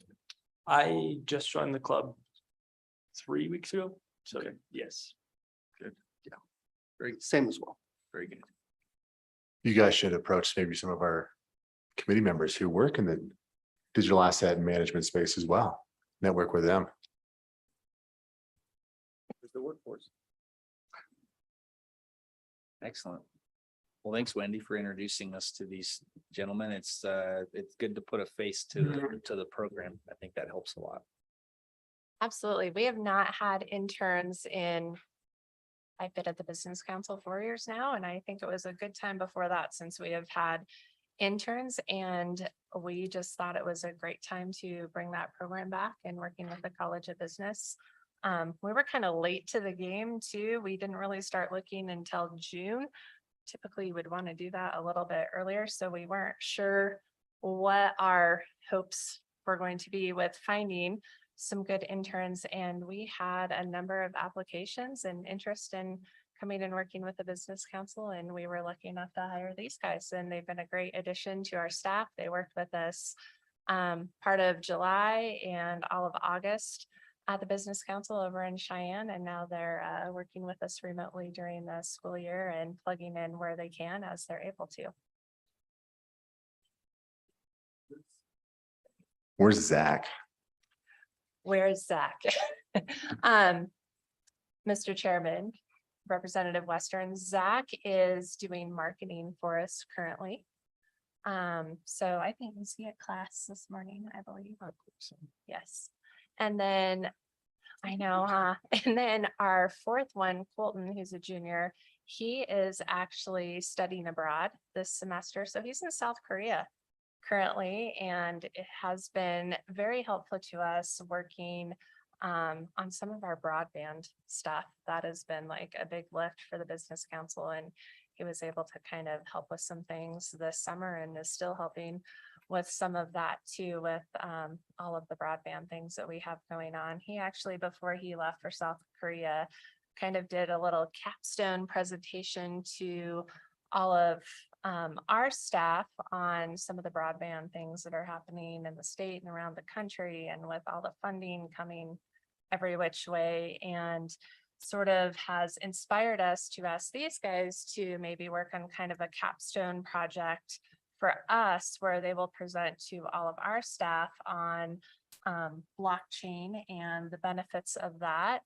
And maybe even some of our local economic developers that are not always familiar with blockchain and things like that. I think, people always, I think the first thing they think of with blockchain is crypto, and it's so much more than that. And these guys have even kind of seen, being able to attend some meetings with me and things like that. It is way more than just crypto, and there's so many applications for it and so many different businesses that we kind of hear from that are either interested in using the technology, have some form of technology that they're trying to use and get started. Very much plays in the entrepreneurial space, like Mr. Kaufman talked about, and things like that. So hopefully they've enjoyed some of the opportunities that they've had working with us so far. I think that's wonderful. And, you pointed out your interest in what the county clerks have been doing with putting land records on the blockchain. I've always thought from the beginning when we started this, that was probably the most concrete example I would give to people 5-6 years ago when they would say, well, what's the point of all of this? In my mind, that's immediately what I thought of. And maybe that's because I deal a lot with those transactions, but I do appreciate that. It looks like you're really, you're taking from the program and building into a career set, mind oriented towards what is very practical. And I think that also helps expand people's understanding and appreciation of blockchain beyond crypto, which is a major part of it too. But I think that's right. So very good job on that. Yeah, Mr. Chairman, I think they hopefully have had the opportunity to learn some things from the Business Council, but I can definitely say that we're learning lots of things from them too. And when you're knowledge base within the blockchain space comes from your interns, I think that says a lot about what the university is doing currently. Mr. Co-Chairman, go ahead. And Wendy, is there anything that you're hearing from industry as far as workforce needs that we need to be focused on that we're not already focused on? Mr. Chairman and Senator Rothfuss, I think we've kind of covered the gamut of that here today. I don't know how much more I can add, just reinforcing the fact that when I talk to companies, they really are looking for a lawyer, a CPA, we don't necessarily even get to the workforce discussion because they have other more immediate needs beyond that workforce sort of thing to start with. So I think building our capacity in the state with lawyers, CPAs, helping companies get registered. Our Taiwan Trade Office is working with 4 or 5 blockchain companies currently and thinking of doing a mission here to Wyoming with those companies. And, with just trying to help them from their perspective, how do you get registered in the state? What do they need to do? They need the registered agent or a lawyer or CPA sort of things. And then how to get them space here. Do they need to be in Cheyenne? Do they need to be in Laramie? Do they need to be somewhere else in the state? And then what are those other resources and getting them connected to the university, because they definitely want to know where any sort of workforce is going to come from, what that pipeline looks like. And then just from technology aspect, they usually want to be connected to the university for things too. Do you find you're also able to solve their power concerns? Mr. Chairman, I'm not sure that's a conversation I really want to have right now. No, I can't, though I think I did have an email while I was sitting here from a miner that has been connected to one of our utilities in the northeast region of the state and now has some other additional questions for me. I guess I am curious, what do you do? Do you just point them to a contact in the power companies? Do you talk about our tariff, for example? All of the above. Okay. I definitely, if they're looking to do mining, or even if it's I'm hearing from many more manufacturers now that have large power consumption needs. And then if you think about, we've been doing some work in the DAC space as well. they have large power consumption needs as well. So we have been communicating quite a lot with the utilities and trying to figure out where that capacity is, how to solve those problems. But yes, there is a need for power. If only there were a way to, Just come up with an idea. if we had an idea, at least, Whatever. if there's a starting point. Right. Okay. Committee, other questions for the business council? Wendy, anything else? No, I think that these guys were the main things. Awesome. Excellent. Great. Yeah, we appreciate that, and we definitely appreciate you introducing them to us. Good job, guys, and good luck.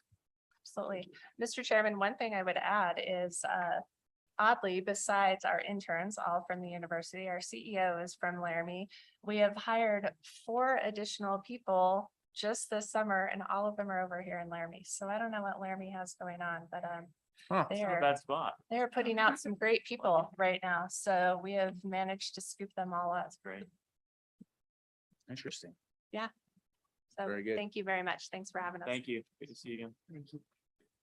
You want to do lunch at noon, or do you want to do this presentation first?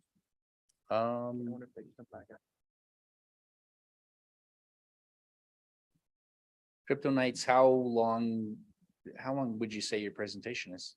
Or how short? That's what I thought. Yep, come on up. Yep, no, yeah, come on up. We're just contemplating lunch. Lee wants one.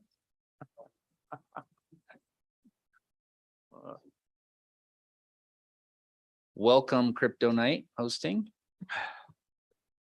Good morning, afternoon, Mr. Chairman, and Mr. Co-Chairman, members of the committee. How are you all?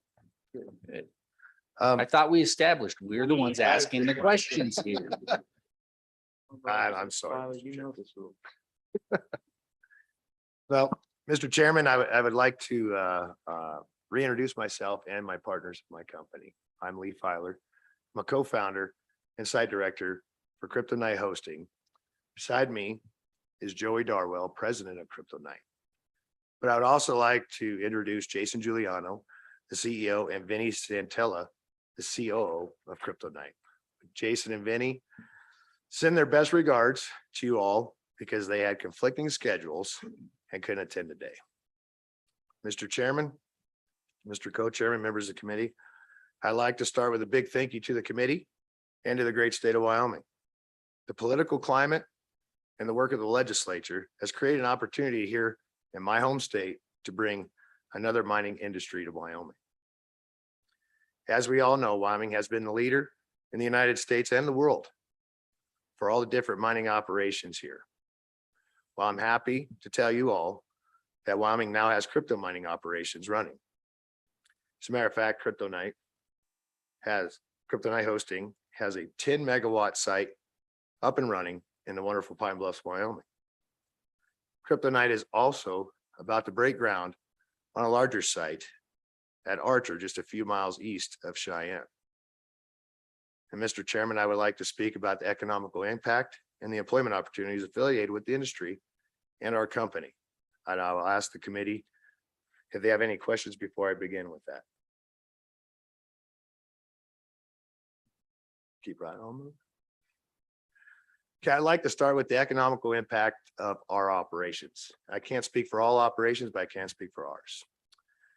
Everything from our contractors to our materials to build our sites came from Wyoming. Our main contractor is from Rock Springs, Wyoming.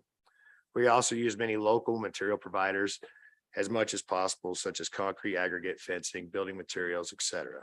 Crypto Night has made it a policy in our company to help the supporting local industries in our communities whenever we do a build out or we operate in that area, which in turn creates a great partnerships between us, our suppliers, the people they employ, and everything, which in turn is good for our Wyoming communities. And I would like to also turn over some more explanation on the economical side to Joey. Mr. Chairman, Co-Chairman and members of the committee, thank you for having us here again. Just some quick snippets of like what our company is, how large we are compared to the hash rate of with other mining companies. we have about 3,200 S19 J Pros currently running at our site. This represents, about 325 petahash. Wyoming's goal last year, I believe mentioned, was they wanted 5% of the Bitcoin hash rate in the state of Wyoming. With our goal between Archer and Pine Bluffs, we would represent about 10% of that goal, given the current hash rate. We also have other things that can help out regarding, I know you guys mentioned sales tax revenue with any power that's sold outside of Wyoming, which represents, I believe, is about close to 90% leaves the state. Once our site in Archer and Pine Bluffs is fully operational, we'll be paying about $1 million in sales tax revenue to the state of Wyoming from our utility bills. And also that doesn't include, we have job creation, we have about 20 employees when we're going to be fully operational. That doesn't include from making the power itself in Wyoming as well. So just another quick company overview. Our company is currently 100% self-funded. One of the reasons why is because our business model is we're more of a kryptonite hosting. We don't actually own the machines ourselves. About 90% of our machines are customer machines, and that's the most capital extensive part of the project. So we have even given the current market conditions, our company's been, not feeling the burden of that. And our main company goal is we build out the infrastructure for other cryptocurrency miners, whether it's retail or larger anchor customers. Just given the market, economics of scale, it makes it a lot easier when you have a bigger company that you are working with. So any questions you guys have for us? Representative Western. Thank you, Mr. Chairman. What was your last name again? Darwell. Mr. Darwell. So if I understand this correctly, you don't own the actual mining machines. 90% of them are owned by others.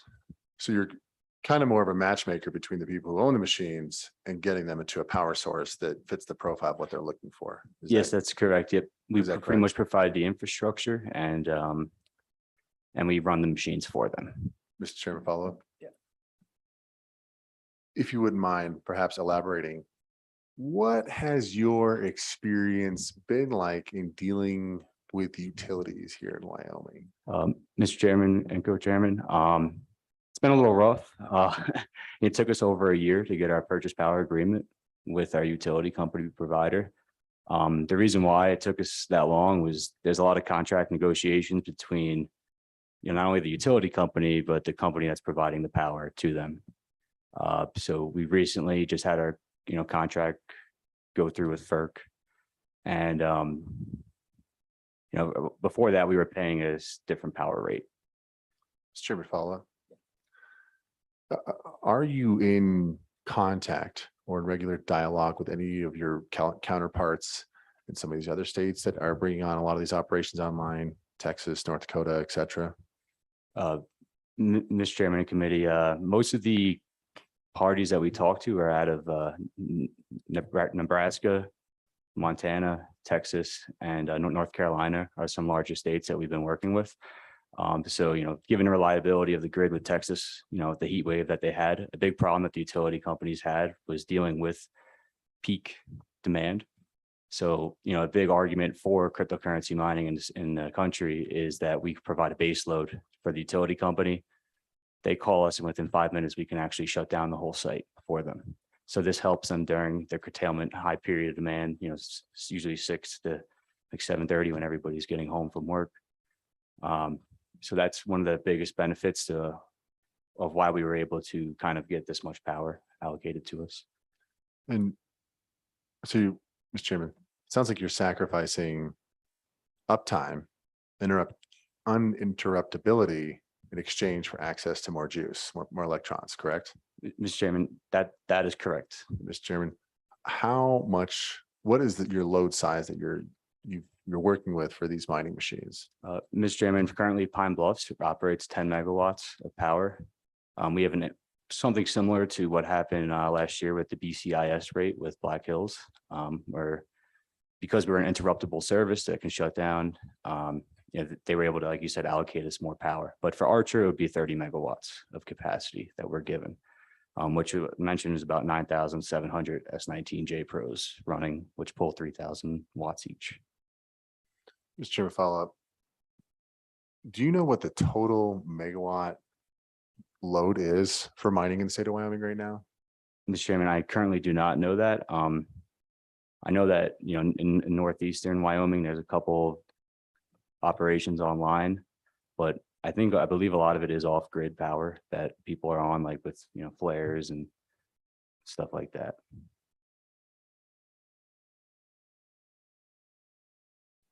Representative Yin. Thank you, Mr. Chairman, Mr. Darwell. So if I'm a potential customer and I'm coming to you to potentially lease some space and infrastructure, is there a flat rate that with my mining equipment, or or however I acquire the mining equipment of using the electricity, or do you invoice the lessees for electricity as well? How does that work? Mr. Chairman, our business model is, we either, for retail customers, we provide them access to buying the machines from us directly, but they also do have the option of bringing their own machines. The reason why is that it's not as easy as going on Amazon and buying an S19. A lot of the suppliers are, in different countries. And also, it's a brand new industry in the United States. But we also we do invoice our customers monthly for their for their hosting fee that we charge. Do you offer a sharing service where somebody can buy a fractional S19?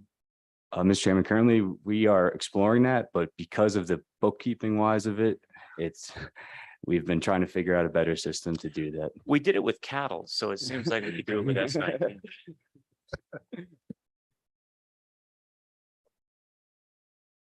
Night chain.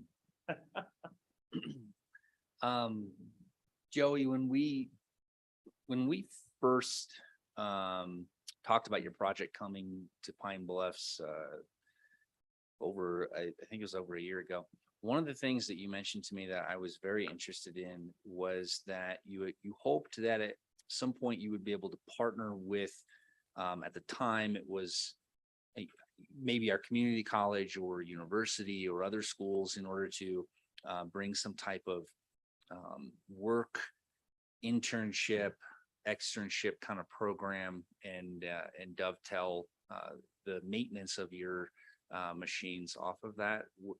Have you had any progress in that area? Is that still a goal of CryptoNight?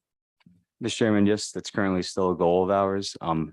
Once Archer is complete, that is when we're going to be going through a big hiring phase. Originally when we first started Pine Bluffs, we have 3 full-time employees plus myself and Lee. It was all self-taught for right now. But we were, I believe Lee was talking with somebody at the local community college regarding that program. If Mr. Chairman, I can add on to a little bit of go ahead. that. I think a lot of it, the reason why we haven't really pursued that avenue just yet correctly is because we've been in construction mode. We didn't want any interns for construction. We don't want to waste anybody's time.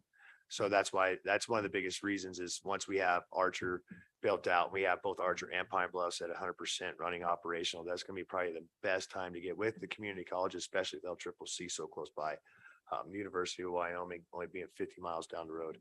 This would be a great time to get some of those interns in. And also we're going to need, and I'll discuss a little bit more about it here in just a minute on my next part here about the employment aspect of what we're going to need once it's all operational. All right, go ahead. Okay, Mr. Chairman, I'd like to continue the discussion and the vision at CryptoNight when it comes to our workforce and its future. As of right now, just like Joey was saying, CryptoNight, besides myself and Mr. Darwell, will have 3 full-time employees and numerous temp and part-time employees. CryptoNight believes our employees are family and pay a prevailing wage above the standard for the industry. The average full-time wage to start is about roughly $60,000 a year, with medical benefits for them and their families. Part-time employees receive roughly $20 per hour, and our temp workers, we pay at least $15 an hour. And also through bonuses and incentives, our employees benefit from the hard work when the company prospers, of course. Our future employment at CryptoNight, because right now 5 full-time employees is not very economically impactable, but our future employment at Kryptonite is going to jump dramatically.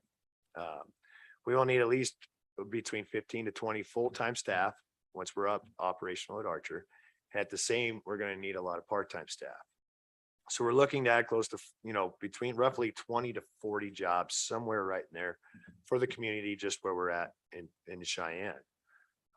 It's stuff that we will need staffing for, and this is probably great with the community colleges and the university. I mean, right off the bat, IT, we're going to need it.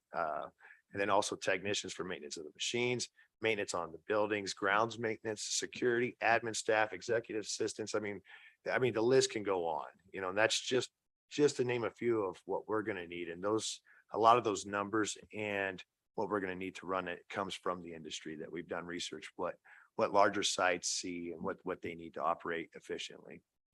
But I'd like to add that these numbers are only for Pine Bluffs and Archer. Our company is looking to expand further here in Wyoming in the future and hopefully near future. And with that, I'll ask for any more questions there, Mr. Chairman. Go ahead, Mr. Co-Chairman.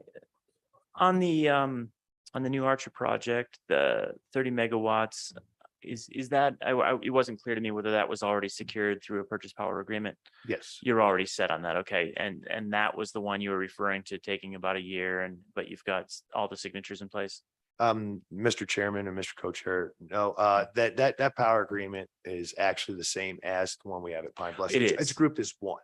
Okay. Yes. So it's a 40 megawatt power agreement. Understood now. Thank you so much. Appreciate it. We have a really nice co-op in Laramie County. Yeah.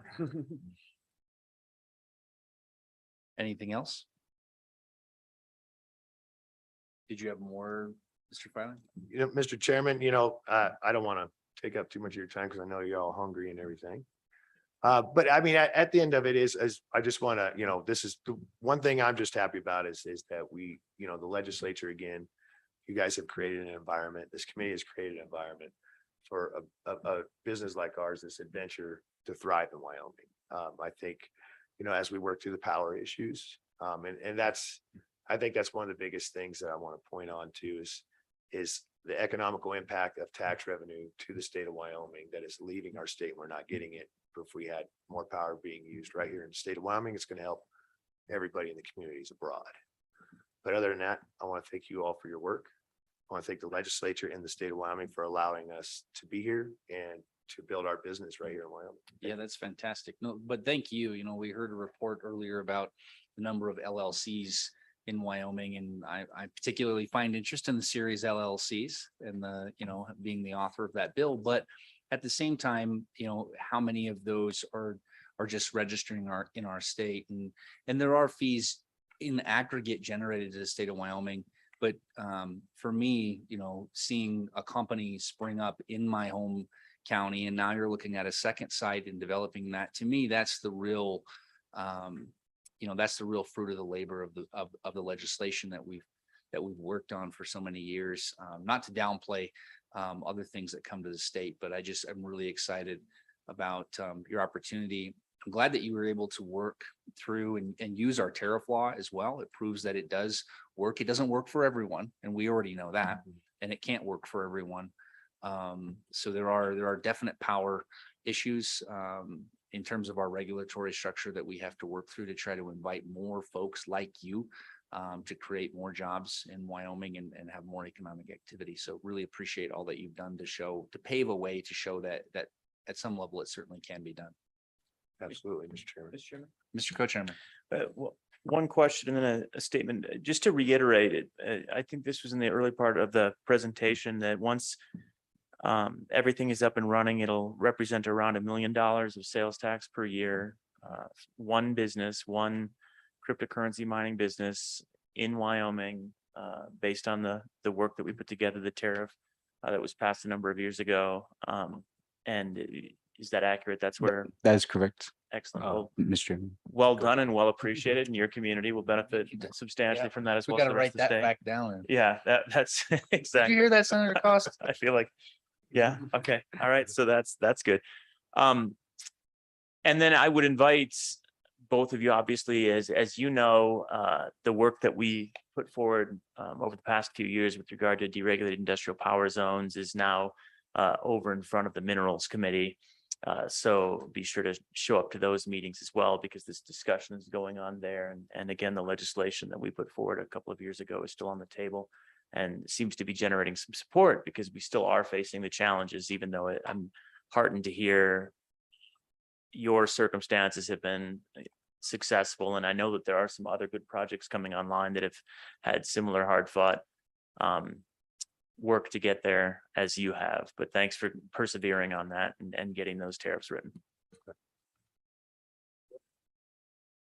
Thank you, Mr. Chairman. For some of the counterparts you said you worked with in some of these other states, how quickly or how easily is it for them to secure these power purchase agreements for these mining operations? For example, in Texas, or sorry, Mr. Chairman, in Texas, the situation is a little different due to it being an unregulated grid, where it's more of a private market where you talk to a broker or supplier. But I know for like Montana and Nebraska, I believe that it's a similar process, but it's a stated tariff rate because of how much power they're pulling. So it's pretty much as long as there's a substation capacity available on a substation, and you're willing to help allocate funds for that build out to get that power to your site. It's a fairly quickly process. For North Carolina, that's with Duke Energy. In that market, it's also just a stated tariff rate. So as long as there's power on the substations, and the study was already done previously, you're able to get power within about 3 months, normally, as long as your supply chain issues aren't in your way. So, Mr. Chairman, follow up. So make sure I understand you correctly.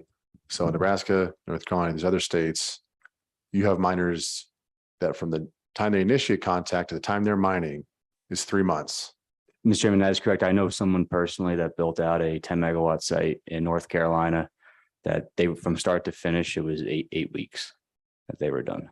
But it took you, Mr. Chairman, it took you a year. Mr. to do Chairman, that that's here in Wyoming. correct. Yeah.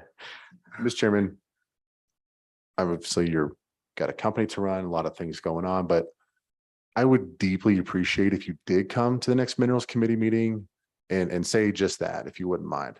Mr. Chairman, yes, I'd love to be there. Thank you. Or we would love to. You can do it virtually too. And Mr. Chairman, just to add on to this, when we do break ground at Archer, I'll send an email to all of you, and I would love for every one of you guys to be there. And actually, and if you guys want to, we can give you also a tour of our Pine Bluff site that is fully up and running right now.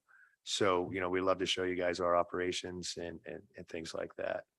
But I'll definitely get an invite, but so probably look for that in the next couple weeks, because we're hoping to break ground hopefully by the 1st of October, but we're hoping to turn power on actually December 1st is what it's slated at. Oh, wow. So we'll have hopefully 40 megawatts up and running in Wyoming by December 1st. Will there be barbecue? For you, Mr. Chairman, absolutely. If you're I will gonna be make sure that, although the barbecue place actually closes down prior to that, and they go off to Colorado for the winter. So, okay. I didn't realize that. but I might be able to squeeze some ribs out and get them ready for yeah. All right. There's very no good. problem there. Please turn up. Anything else? All right. Thanks, guys. Thank you. Thank you very much for having us. All right, we will go to break. We will be back at 1:30-ish. Oh, sorry. Let's see if there is any first. Public comment. Raise your hand if you would like to comment on this. Is there anyone online that would like to comment? Okay. If we've got, be here afterwards. yeah, you're gonna be here afterwards. Why don't we, when we come back, you'll be here, right? Yeah. Yep. Let's get your public comment when we come back. We'll be back at 1:30-ish. Yeah.